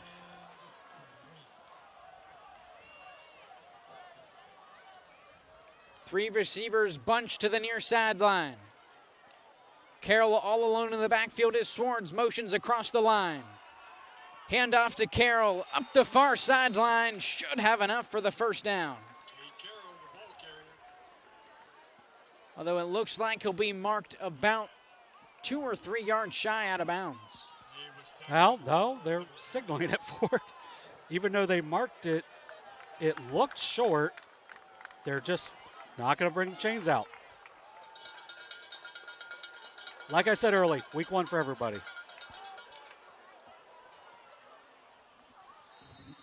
First down run for Cade Carroll.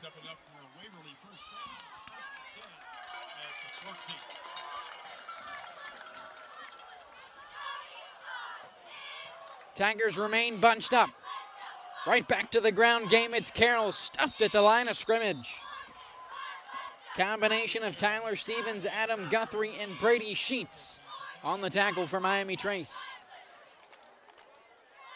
They gave him a yard on it too. So what I've gathered, that side is +1. This side is -1. Whenever it's on that side, that line judge, it's one way or the other. It's either way to their left, it's 1 yard to their left.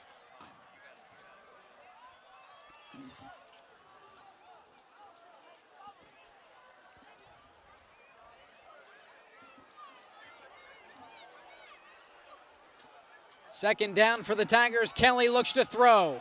Firing up the right hash for Swords. It's overthrown and incomplete. Flags are down on the play. A tug of the jersey by Bryce Perkins in coverage. More than likely a 15-yard penalty coming up for this Panthers defense. Yeah, and that's just, I mean, you can, well, and there's also one in the backfield, so this could be a offsetting. Yeah, it's going to be offsetting. But, I mean, really, for Perkins there, I think Swords may have had a step on the inside, so not the worst thing, especially in high school, because you only get the 15 yards. It's not a spot foul like you see on Sundays.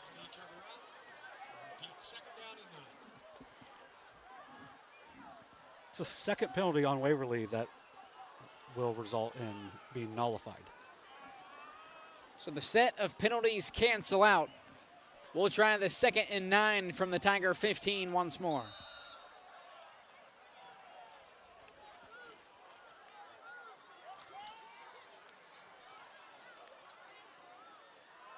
Kelly will hand it off. Belisano knocked down in the backfield. Walker Gillespie in on the stop for the Panthers. Yeah, the senior shot through the gap and makes a big-time hit there on Carroll to get him into the backfield. I believe a loss of 3 on the play, so big play there by Gillespie.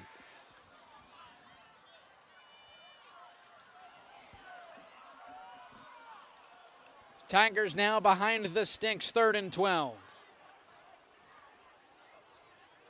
Low snap, Kelly will look to throw. Steps up in the pocket, he'll tuck it and take it himself. Up past the 15-yard line and not much after that.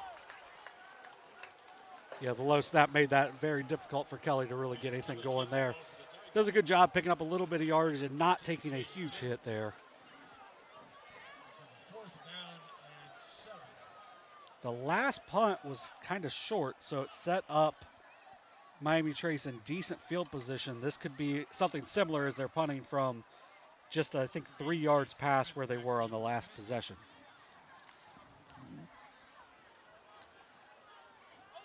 Jansen Smith back at midfield for the Panthers. Cody Swords inside his own 5 to punt it away.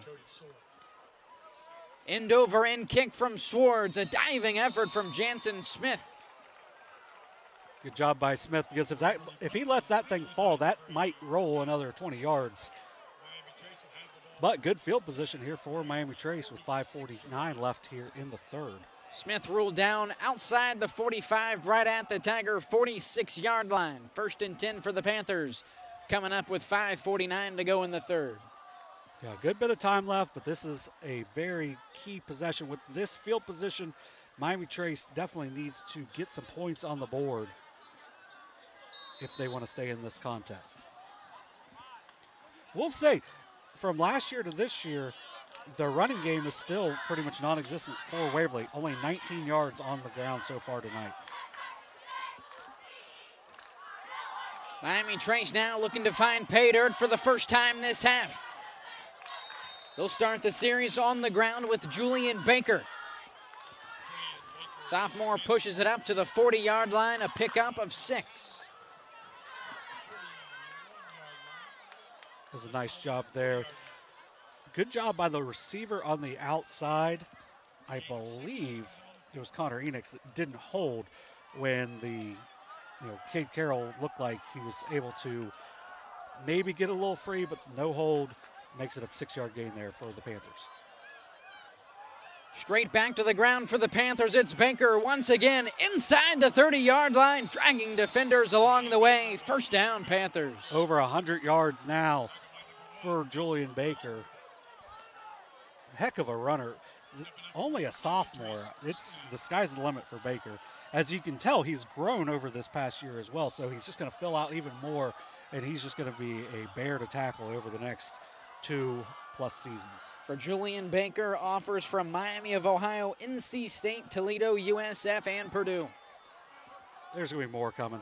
Out of the pistol, Robinetta toss near side. Here's Baker up the numbers, and a flag is down around the 30-yard line. Yeah, that's the area of holding.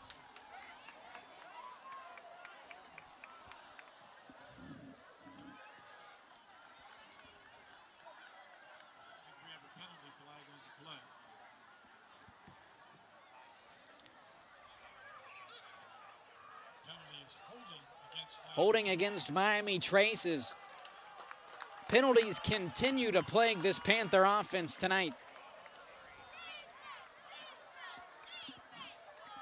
We have a 1st and 19.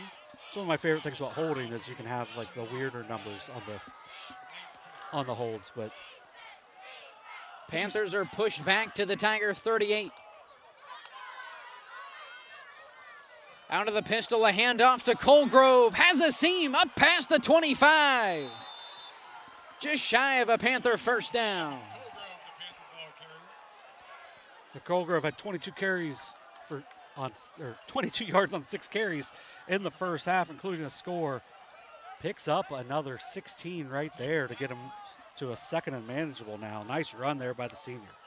2nd and short for Miami Trace. 3 yards to a new set of downs. Colgrove remains in the game directly behind Robinette.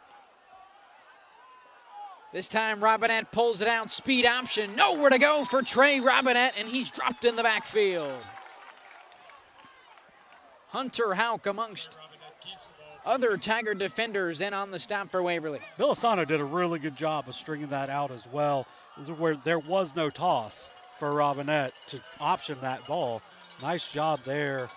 Only ends up being a couple yard loss, but that really credit to that goes to Robinette for just getting everything he could on that after that play had no chance to get anything. 2nd down and 3 turned into a 3rd and 5.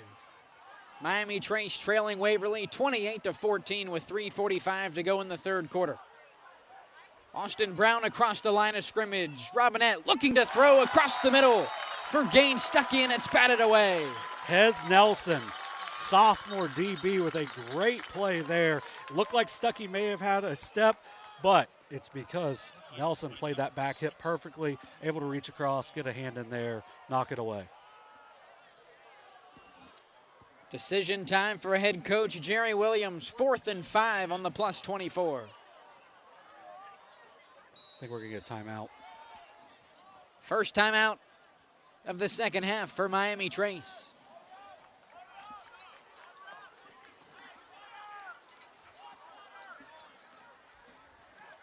Fourth and 5 coming up. I mean, you've got a lot of options. Baker has not been in on the last 3 plays.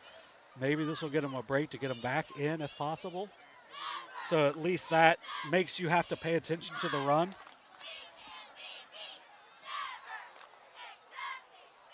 Tonight's Week 1 matchup between the Waverly Tigers and Miami Trace Panthers is locally brought to you by Fayette Financial.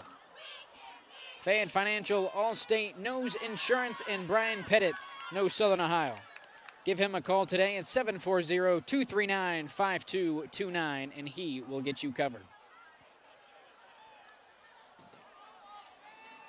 Also, a big thank you to the rest of our fall sports live stream sponsors, the Glockner family of dealerships, Parmar Stores, Willie & Son Trucking, the Schmidt Family Restaurant Group, and Glow Fiber. 4th and 5 coming up for Miami Trace. Just a handful of yards outside of the Tiger red zone. 3:39 to go in the 3rd. Pistol formation for Robinette. Colgrove out of the backfield. Robinette firing to the end zone. It is incomplete and over the head of Gaines Stuckey. A turnover on downs for the Panthers.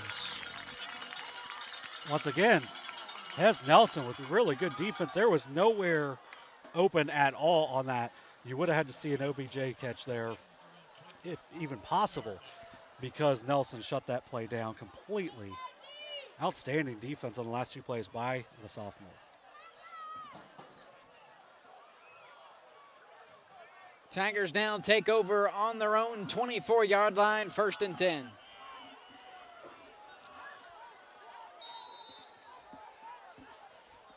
Empty backfield for Waverly.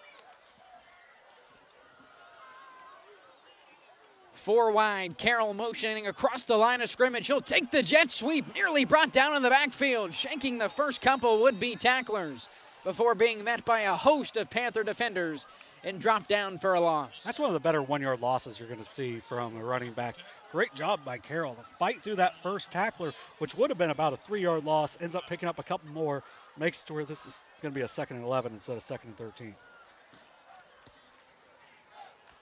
Walker Gillespie, one of the first men to disrupt the play in the backfield, not able to bring Carroll down, but able to hold him up. He's played well.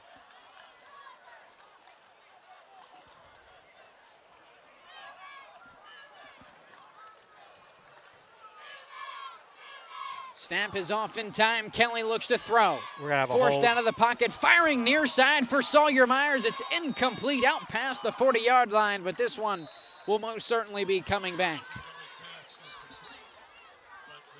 Pair of flags in the Tiger backfield. Yeah, it looks like Tyler Stevens once again got through, and his interior lineman that he had beaten just kind of bear hugged him and pulled him back. Pretty easy call for the officials. Nice pass and catch, though. Mason Kelly's throwing the ball really well. I think really from this year or last year to this year, he's made a big leap in the last couple games that we've seen in his ability to throw the ball and really be patient in the pocket and make, really competitive throws for the Tigers. I've been impressed with him tonight. Penalty pushes the Tigers back inside their own 15-yard line, 2nd down and 21. Speed option near side. Kelly will flip it to Carroll. Not a whole lot of room for the senior tailback, and he'll be dropped at the line of scrimmage for no gain. Weston Dawes, amongst others, in on the stop for Miami Trace.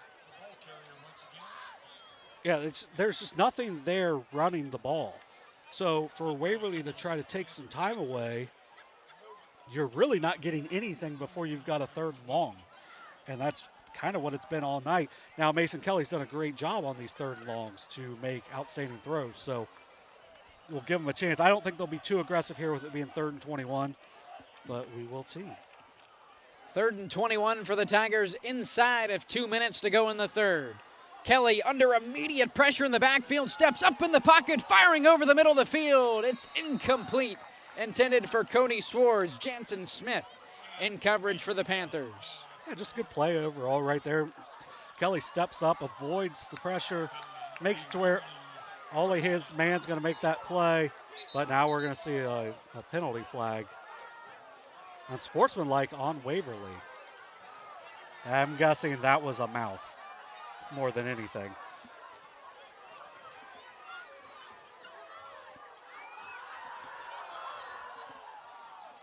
Be a 7-yard penalty.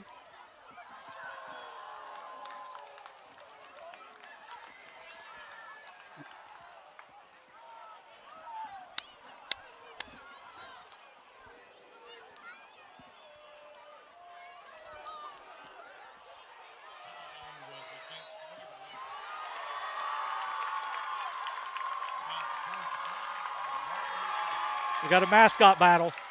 Love it. 4th down and 28.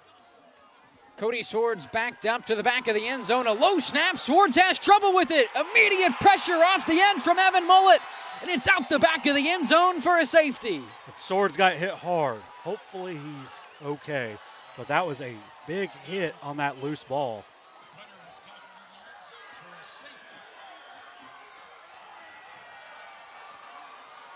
Swords slow to get up after the play. The safety will make it a 28-16 ball game with 1:34 to go in the quarter.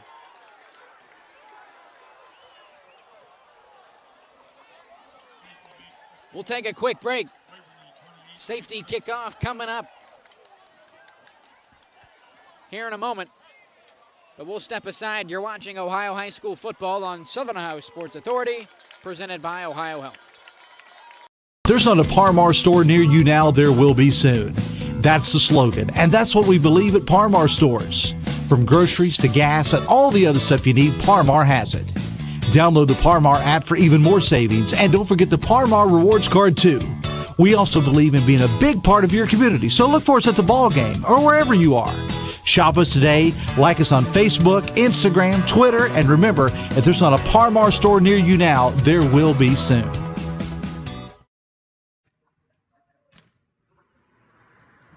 Hey, Mike Glockner here from the Glockner family of dealerships. Want to wish all the fall sports athletes a very safe and successful year. Good luck.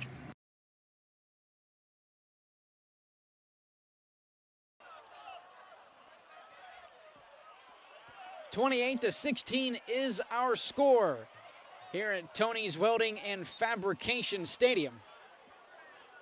Good news for Waverly.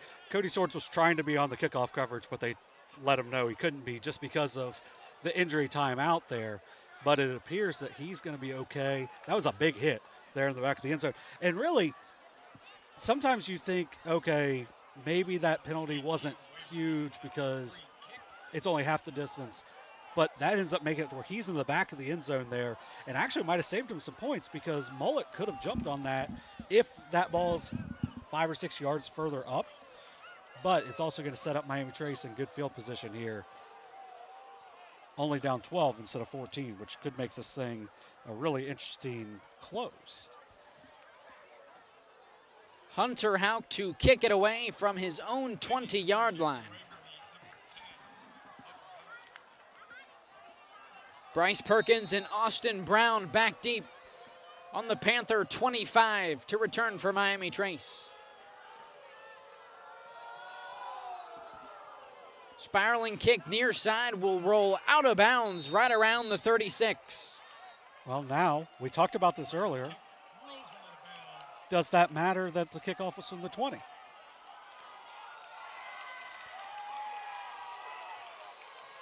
Or does it automatically go to that spot? I think that's what they were talking about. I'll tell you who's been busy tonight, the Kona Iceman. That line has been super long, or Kona Light Ice person, I guess. Yeah, they'll start at 37. Or 38, I guess, because they just keep changing whatever the line is. So the Panthers, who now only trail by 12, will start off this series 1st and 10 from their own 38-yard line. They scored late in the first and second quarter, so let's see if they can keep that up to be consistent on that. Panthers offense still without a score here in the third quarter. Brown motions across the line of scrimmage, play action across the middle, pass intended for Gage Stuckey, it's incomplete. I'm going to say Nelson did not get a hand on that. It looked like he may have, but normally you're going to see the quarterback throwing the hands up, like even if they don't do anything. So I'm going to say that he didn't on that play.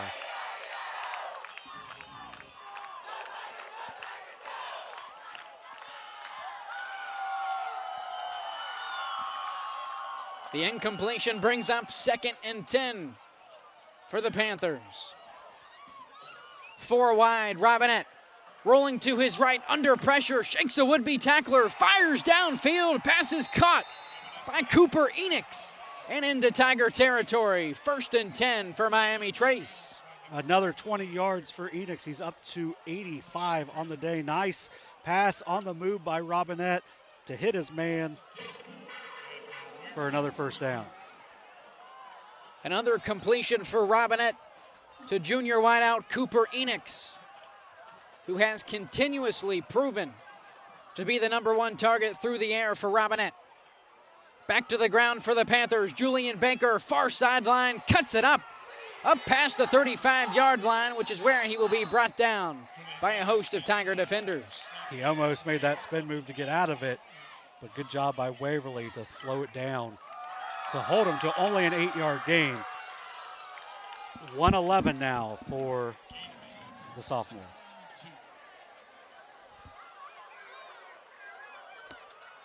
Eight-yard gain for the sophomore brings up 2nd and 2 for Miami Trace. 4 wide, Robinette. In the pistol, fakes the handoff. Slant route is caught.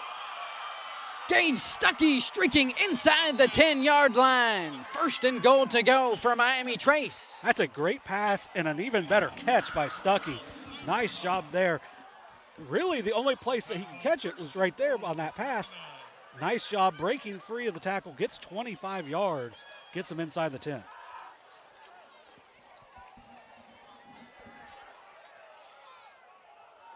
Goal to go now for Miami Trace. Robinette looking to the end zone. It's batted down by Hunter Hauk. He's had an outstanding game overall. 4 for 4 on the extra points, but he's also done really well at that middle linebacker spot. Knocks down a pass there. He's had a couple tackles for loss as well. Been involved in a lot of action for this Waverly defense.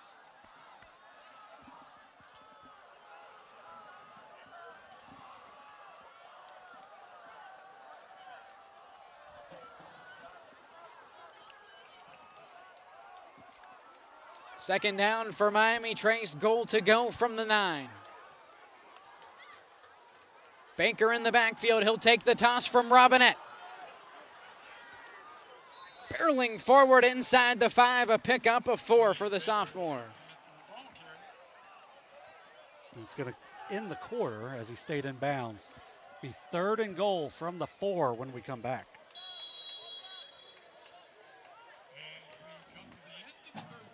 (28-16) is our score after 3. 12 minutes to go here in week 1. Both teams eyeing to head into week 2 without a blemish on the record. We'll take a quick break.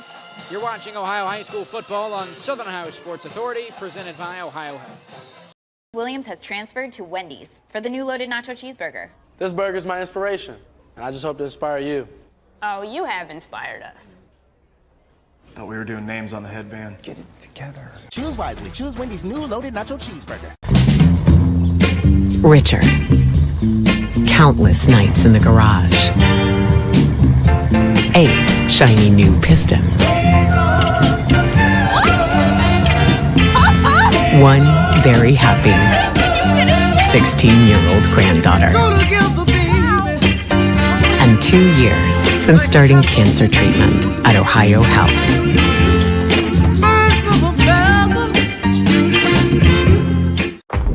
Glow Fiber is now in Ohio. And with gig speed fiber internet, we're keeping things real. As in real, reliable speeds. Real people who really want to talk to you.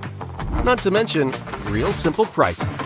Switch to Glow Fiber today to get real fast, real reliable fiber internet and your first month free. Glow Fiber is here. Welcome to Glow Ohio. Call 1-833-WANT-GLOW or visit glowfiber.com to switch today.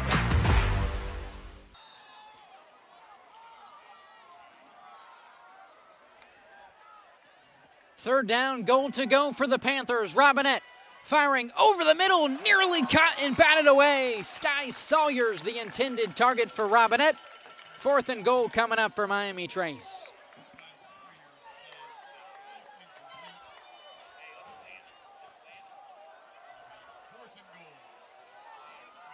I don't know how good of a pass catcher Julian Baker is, but I would like to see him involved in some sort of action here to possibly get the ball here, because you got to get 4, obviously. Goal to go from the 4-yard line. 4th down for Miami Trace. Robinette rolling to his right. Stepping up in the pocket, he'll look to do it himself, and he will do so. But a penalty marker back in the Panther backfield will most certainly bring this one back, and it will. So wipe a touchdown off the board and push the Panthers back around their own, the Tiger 20-yard line. Yeah, it's going to be way back, too, because it was pretty far back in the backfield. Got some ladybugs up here. But, yeah, that's Robinette, really good play there. Does a nice job of letting all of the attention go away from him or go past him and cutting it back against the grain. It's kind of a weird spot here because the flag was down at the 9, and it's usually 10 yards from the spot.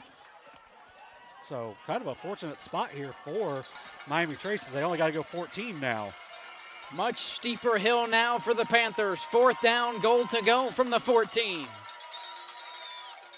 Robinette Play action, firing near side for Gage Stuckey, overthrown and incomplete. Good defense there by Waverly to not commit a penalty there, as that's really at best, maybe a really tough play for Gage Stuckey to make. But you don't bail them out with a penalty there that would have put them down at the 2 instead of, having to get the 14 yards. Tigers defense makes a stand in the red zone. Now Mason Kelly and the Tigers offense will take over on the 14-yard line, 1st and 10.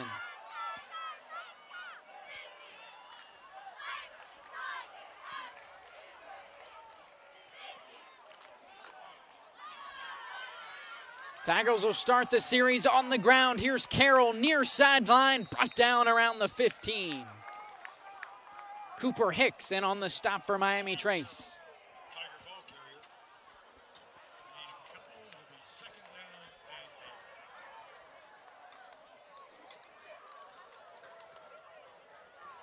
Tonight's presentation of high school football is brought to you locally in part by Fayette Financial.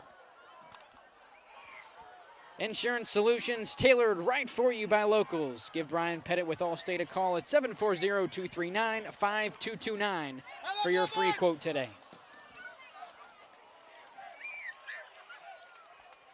Second down, back to the ground with Carroll. Nearly breaks away, but is brought down by Weston Dawes for a pickup of about 4 yards. Yeah, that's their third biggest rush of the game. That's 24 yards on 16 carries for the Waverly Tigers. But it's third manageable now, 3rd and 4. Definitely, if you want to try to run it again, you can. But you don't have to throw it deep here if you're Mason Kelly. You've got a couple solid receivers that can go get it. But you got Myers, who's a big tight end, who might be able to body himself, get about 5 yards, come back for it, and get the first down. 2-score lead for the Tigers with just a little over 10 minutes to go in the quarter. Kelly screen pass, Swords, right hash, fighting towards the 25-yard line, but he's not going to get there. Yeah, once again, Tyler Stevens with a really nice play. Jumped on that screen to really make it to where it had no chance to get the 4 yards or possibly bigger. I like the play call though, because it's a smart pass. You're gonna complete it. Clock's gonna keep moving, and you get it to one of your best players to give him a chance to possibly make a play for himself.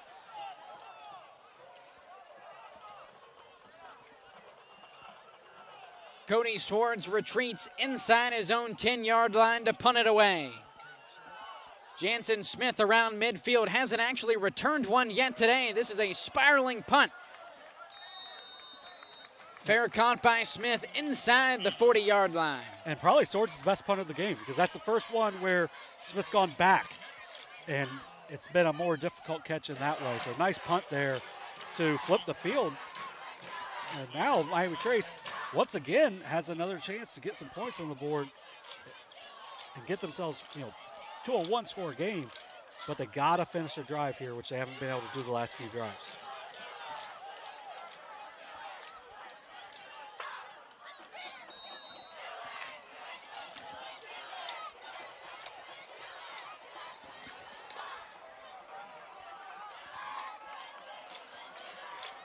Miami Trace takes over 1st and 10 on their own 38-yard line. First down, they'll go to the ground with sophomore tailback Julian Baker, and he lost the football. Jumping on top of it is Gunnar Myers, and the Tigers will take over. I believe that was Dylan Leith that ripped that out.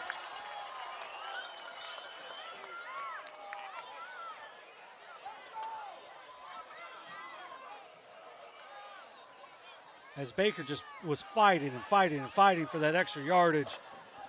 And on one last spin, ends up getting ripped out by Leith. And if you go back to the first play of scrimmage on the very first series of the night, Baker nearly fumbling there. This time, not ruled down prior. Yeah, that's a kind of a backbreaker there for the Panthers, because even though Waverly struggled running the ball, they're still able to run a lot of clock. Tigers will keep it on the ground with Carroll. Out to the right hash, brought down shy of the 45. Pickup of 2.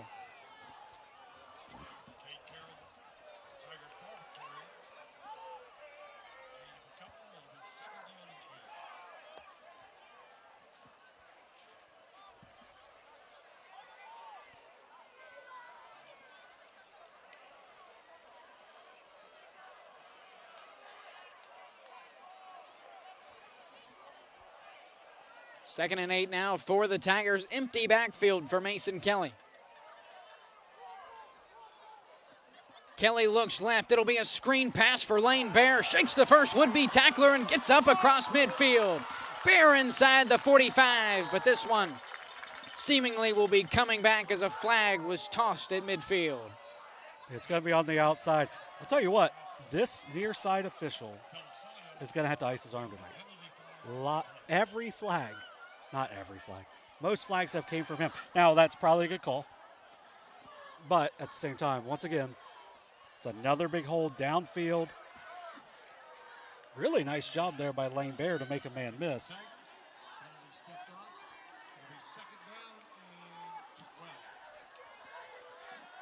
Only the third penalty accepted here against Waverly tonight. Tigers pushed back to their own 40-yard line, 2nd and 12.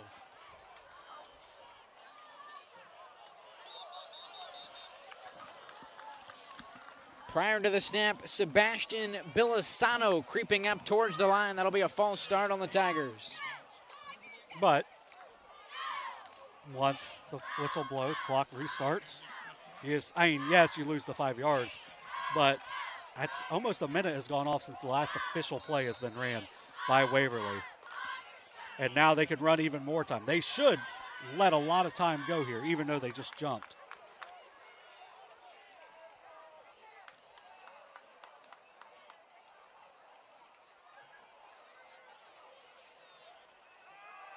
Kelly play action, looks to throw, rolling near side, firing up the sideline, nearly intercepted by the Panthers, but it's batted down and incomplete. And Kelly took another big hit. This one right on the sideline, and that one's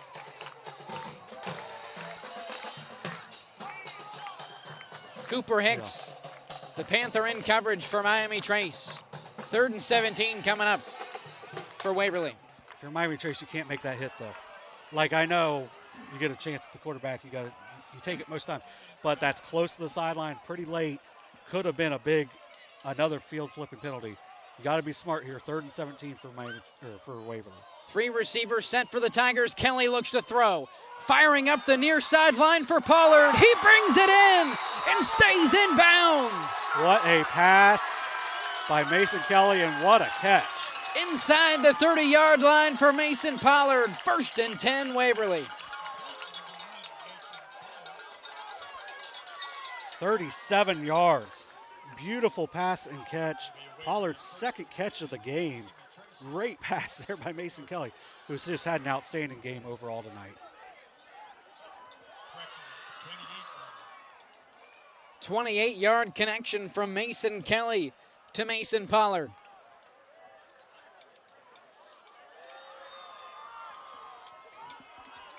Kelly continues to add on to his outstanding debut here in his senior season. Handoff to Carroll, pushed up inside the 25 before being forced out of bounds by Cooper Hicks.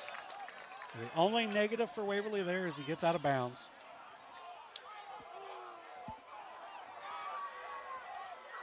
But a good pickup there. 4 yards, get yourself in good position here. We do have an injury on the play.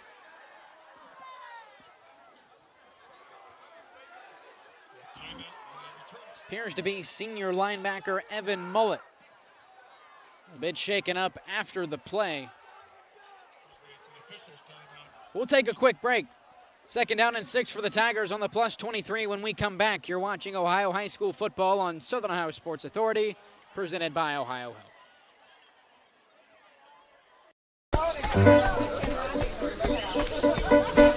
Mark 6 months of training. 8 miles to go. A 3-way tie for almost last place. You look good in these shorts, right? And 3 years since he and his team at Ohio Health left cancer in the dust.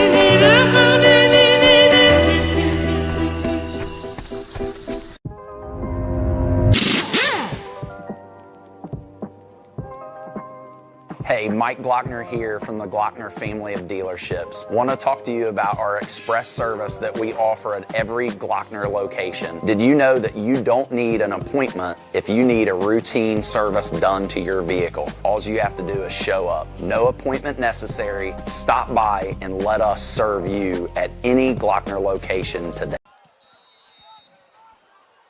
Evan Mullet helped off the field. 2nd down and 6 now for the Tigers on the plus 23. Dylan Leith in the backfield. Kelly forced out of the pocket, firing to the end zone for Sparks. It's over his head and incomplete. Once again, that's, I know you want the clock to run, but if you're throwing it downfield, that's a ball that only his man's going to catch. His man's probably not going to catch it, but it's not going to get intercepted, and that's the biggest thing. And that's learning from last year to this year for Mason Kelly. Live to fight another day, and he's done a really good job of it so far today. Incompletion brings up 3rd and 6. Tigers bunched up on the plus 23. Back to the ground with Carroll. Inside the 15, has the first down and more, bouncing off of defenders before being brought down by number 15, Jaden Jones. Second biggest run of the game, picks up 10 on 3rd and 6. Great job there by Carroll. Up to 40 yards on the night. And he's really earned every yard he's gotten, which, you know, it's nice to see a kid like that be able to explode a little bit late in the game when they need it.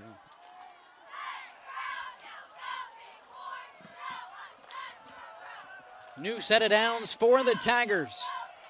We creep towards the 6-minute mark here in the 4th quarter. Kelly will hand it off to Carroll, who's brought down in the backfield for a loss.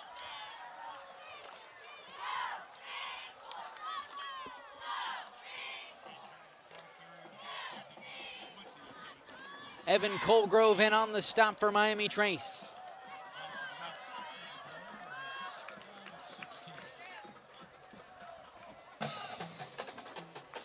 A lot of time going off the clock on this possession, though, for Miami Trace.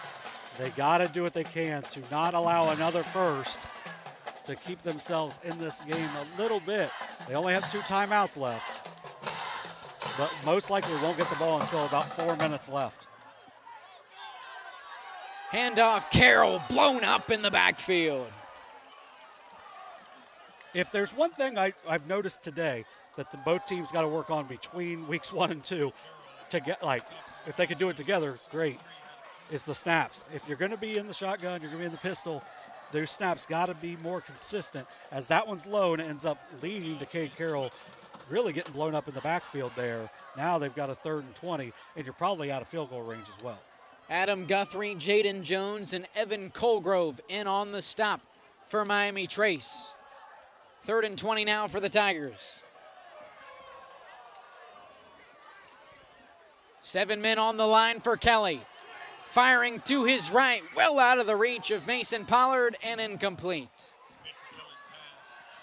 4th down and 20 now for the Tigers.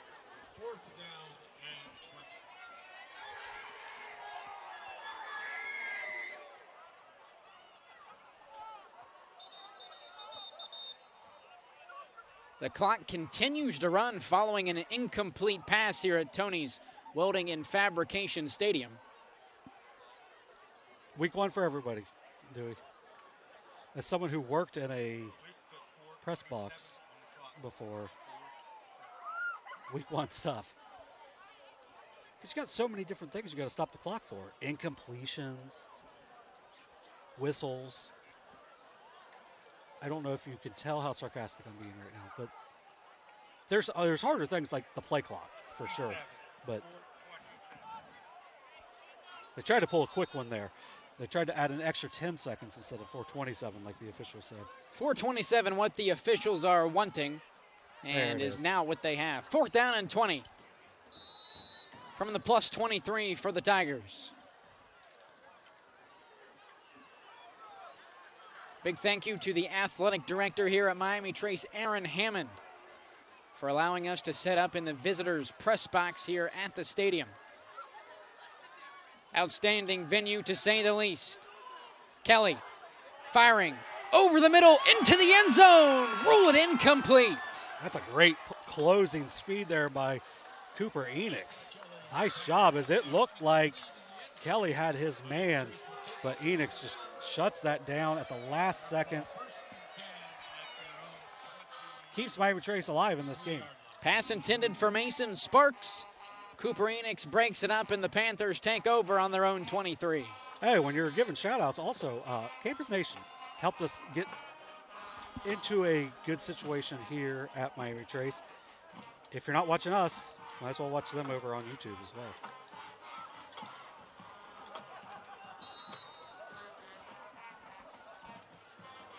And our Kenneth Hay for coming, as always. 1st and 10 for Miami Trace. Robinette looks to go through the air. Pass complete near side to Cooper Enix. Bounces off of a would-be tacker and leaps over another.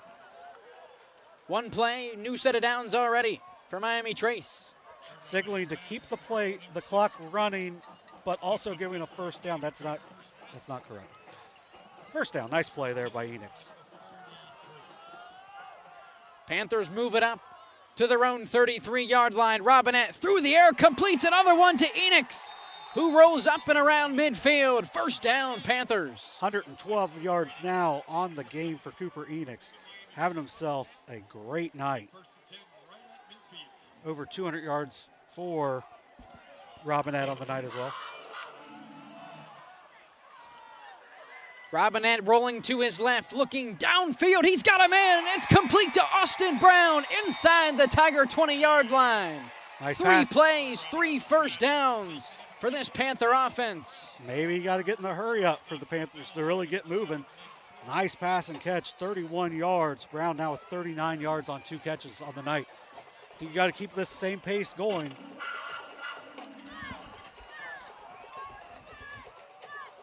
First and 10 for the Panthers on the Tiger 20-yard line. Panthers trailing by 12, 3:45 to go in the 4th. 4 wide for Miami Trace. They'll go back to the ground.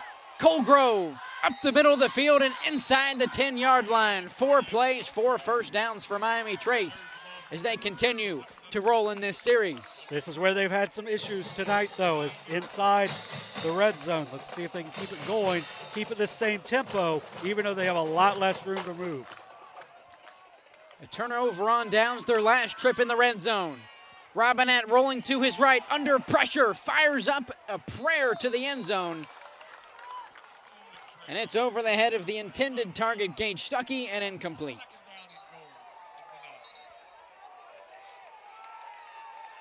We got a cramp in the end zone. It's one thing you'll see a lot of early season, especially when it's warm. It's not as warm now. It's a really beautiful night here at Miami Trace. At Tony's Welding and Fabrication Stadium. Yeah, at Tony's Welding and Fabrication Stadium. It's a beautiful night, but it's still early in the season, so you're seeing guys that are doing a little more, physical activity than they're used to, which is going to lead to a lot of cramping. No matter how good a shape you're in, you're still not in football Friday night shape until you actually start playing the games. The incompletion will bring up 2nd down and goal to go from the 9-yard line for Miami Trace.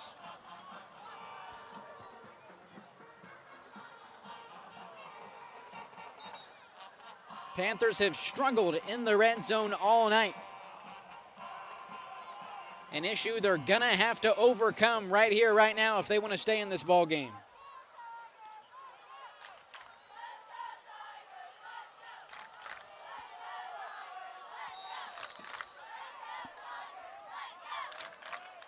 Pistol formation for the Panthers. Robinette A toss far sideline to Baker. Barrels over defender inside the 5-yard line. 3rd down and goal coming up.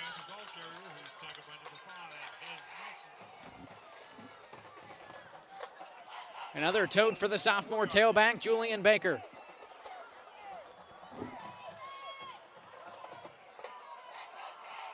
Clock continues to wind, now inside of 3 minutes. Robinette has trouble with the snap. He's under pressure, fires to the goal line. It's incomplete. Just another low snap. That one wasn't super low, but for Robinette, I believe listed at 6'4". Pass intended for Cooper Enix. Yeah, Robinette listed at 6'3", so that snap's got to be a little higher. Just tried to come up a little too quick. Almost was able to make the play to Enix. But now he got 4th and goal from the 5. What's the ball game?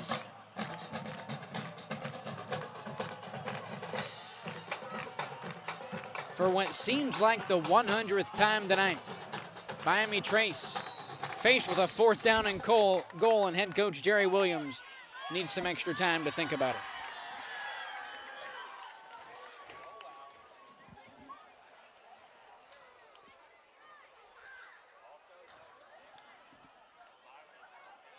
I mean, once again, I'd like to see something here that makes it to where Julian Baker's an option, which you didn't see on the last 4th and goal.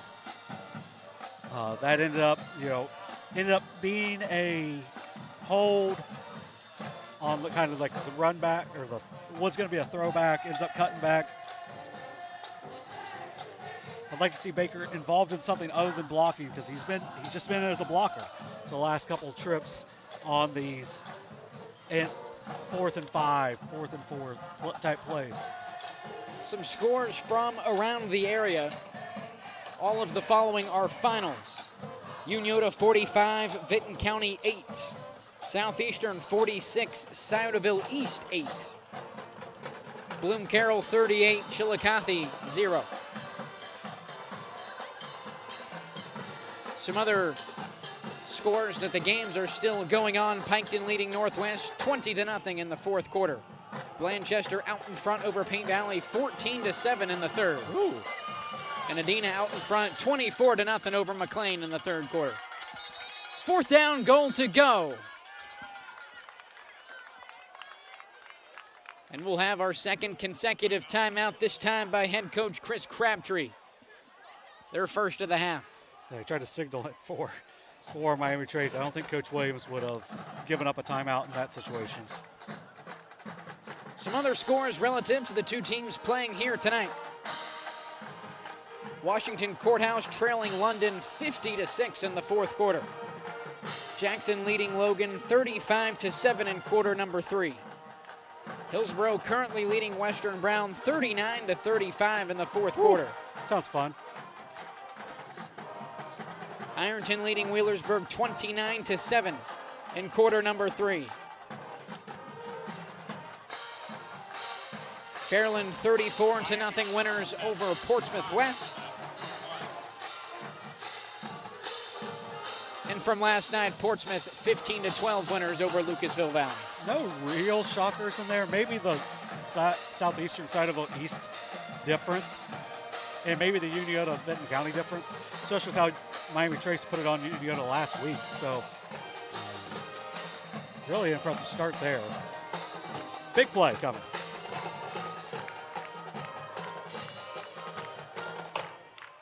Fourth down, goal to go.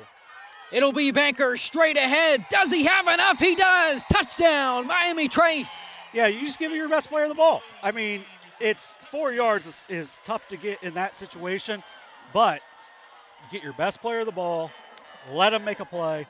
Great play called there by Miami Trace. Just not overthinking.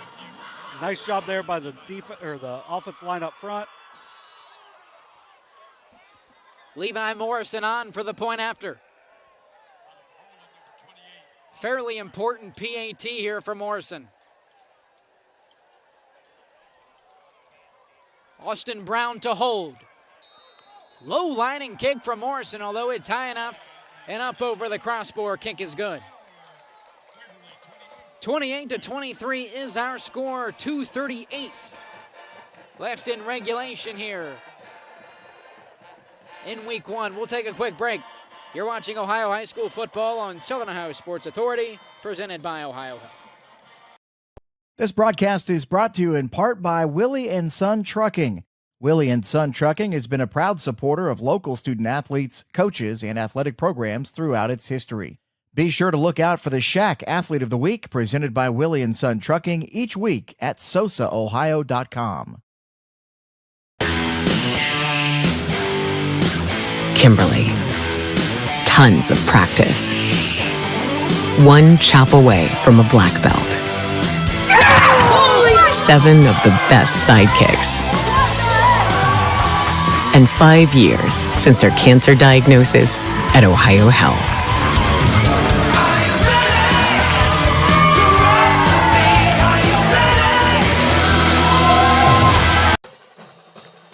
Miami Trace not done yet. 6-yard rushing touchdown for Julian Baker. PAT from Levi Morrison cuts the Tiger lead down to 5 with 2:38 to go here in the fourth. Cam Morton back to attempt potentially an onside kick here for Miami Trace. Just one timeout remaining for the Panthers. I was going to say, the big thing is there's only one timeout. Now, Waverly has not moved the ball on the ground very well at all. So do you kick it deep and hope with a little time left? But I think it looks like they're probably going to onside kick it here. The center, Cam Morton, will attempt the onside kick for Miami Trace.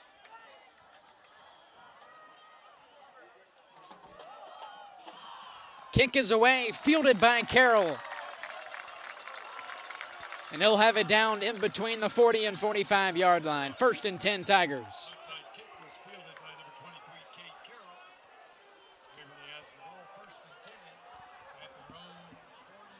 Good job there by Carroll to not try to do anything other than field the ball and stay down. And with it being a deeper onside kick with no bounce at all, like how many times does it just not bounce like that? With no bounce, it makes it to where it's a little easier for him to just stay down on it instead of trying to come up to field it. First play for the Tigers. It'll be a keeper for Kelly. Near side is brought down hard. Good job staying in bounds, though. A combination of Malachi Jones and Weston Dawes. No gain on the play for Mason Kelly, 2nd and 10.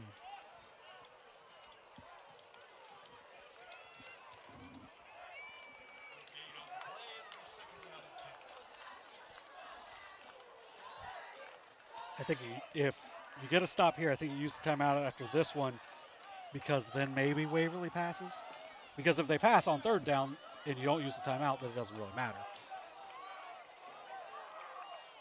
One back in the backfield directly behind Kelly. It's Cade Carroll who'll take the handoff. Nowhere to go for the senior tailback as he's driven backwards. And now if you're Waverly, if they're not going to use the timeout, you can pass here. Adam Guthrie and Brady Sheets in on the stop for the Panthers. 1:34 to go in the quarter.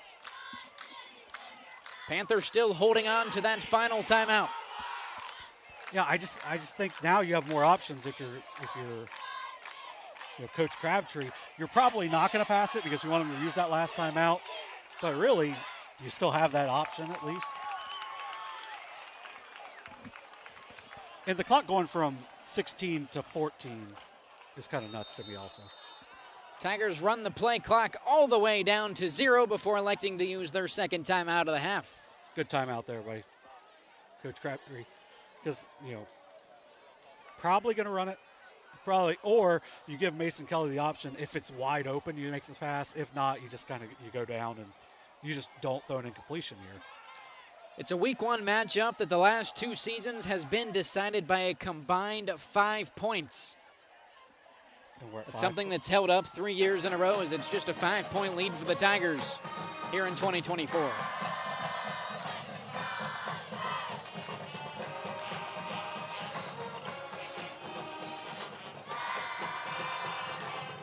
And last night came down to the last minute. Tonight looks like it's going to come down to at least this play and then probably the last minute. A lot of questions coming in tonight.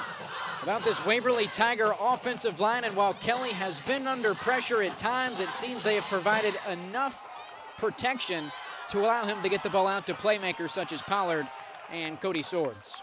Yeah, he hasn't been sacked tonight. I'll withhold until the next. 3rd and 12, Kelly looks to throw.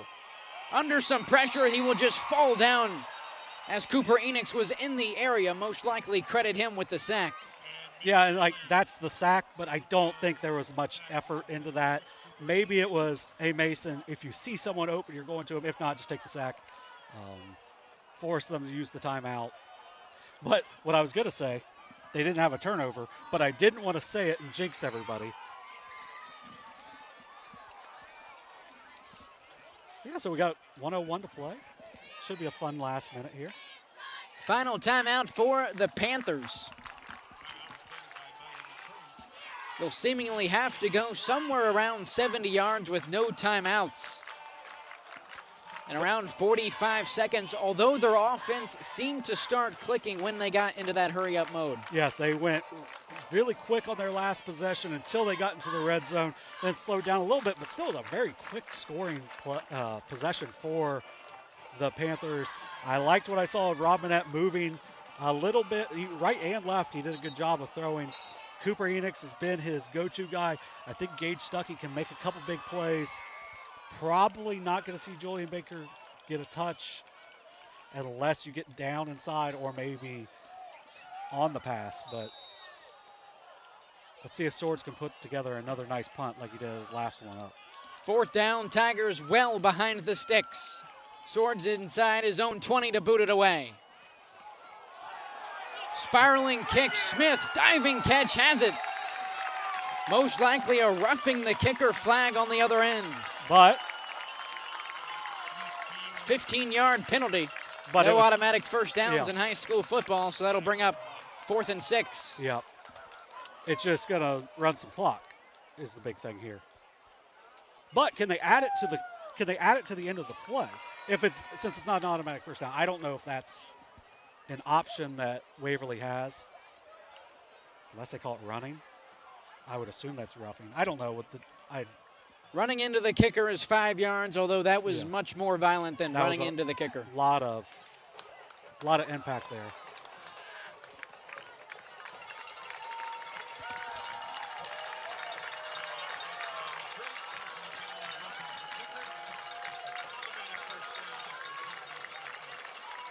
Why would that be an automatic first down?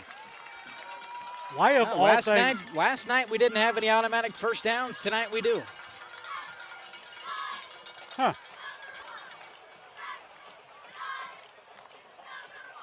So that'll all but cement the final at 28-23 in favor of the Tigers. Yeah, Miami Trace isn't arguing it, so that must be the. It's Mason Kelly under center as the Tigers are in victory formation.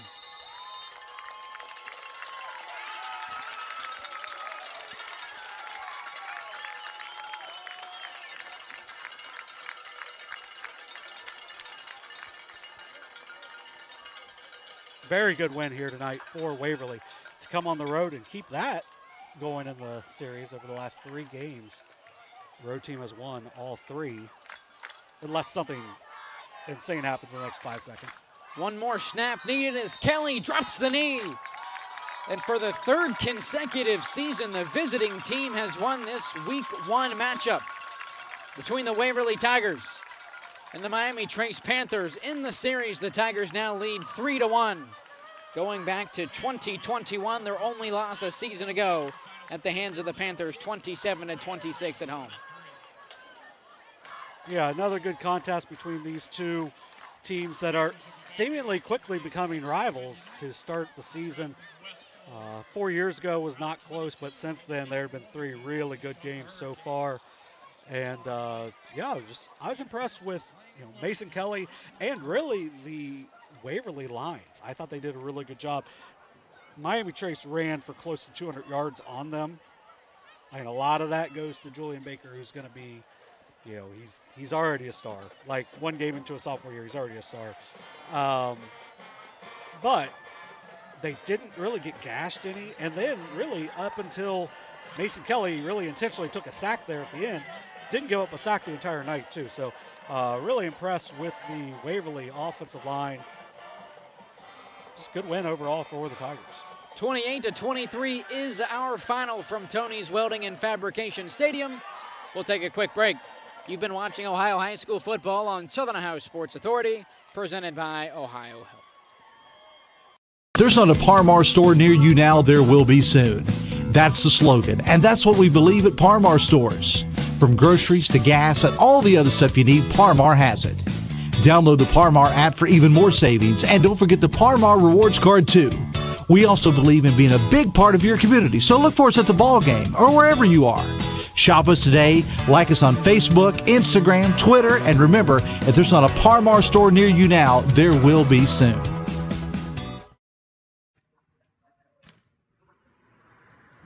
Hey, Mike Glockner here from the Glockner family of dealerships. Want to wish all the fall sports athletes a very safe and successful year. Good luck.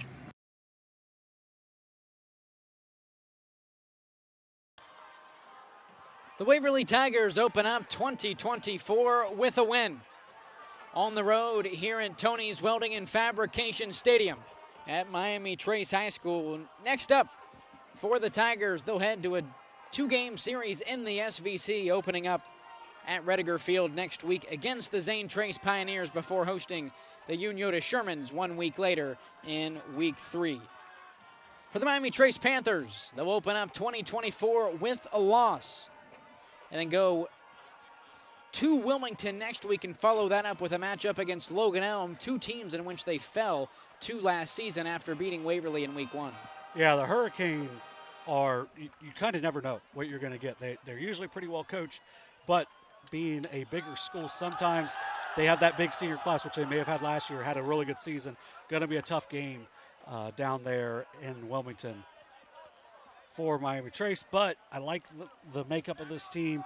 On the night, Cherry Robinette was 16-29 passing for 233 yards. Julian Baker, 23 carries for 134 yards and a score. Cooper Enix, 7 catches for 112 yards. Just overall, some different weapons for them. For Waverly, Mason Kelly was 9 of 18 for 181 yards, 3 scores on the game. Did a good job finding Mason Pollard. 2 catches for Pollard for 93 yards and a score. Cody Swords had 4 catches for 76 yards. Sawyer Myers also had a touchdown through the air. And then Cody Swords also had the big play of the game with that.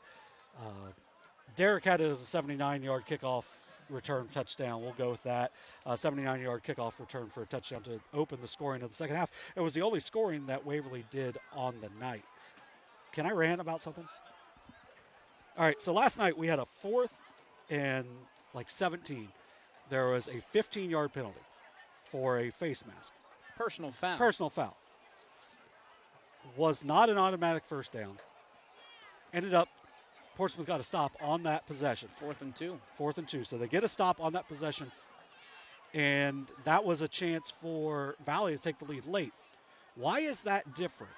Why could you, literally rip someone's helmet off and it be the same thing as roughing the kicker, which that was roughing. Neither one of us argued that. Miami Trace didn't argue that was roughing. But why is roughing the kicker on 4th down an automatic first down, but a face mask on 3rd down is not? Yeah. Or a face mask on 4th down is not. I don't understand what the difference between those two plays is. And intent, I guess. You're probably not going to intentionally face mask someone, but you're also probably not going to intentionally run into the kicker. That was not intentional. It's just they're going all out trying to win the game right there. So for me, I don't get it. Nonetheless, that'll wrap up our coverage of local high school football here in Southern Ohio. Tonight's broadcast was brought to you locally in part by Fayette Financial. Allstate Insurance, real people who answer the phone, call you back, and live in your communities. Give Brian Pettit with Allstate a call at 740-239-5229.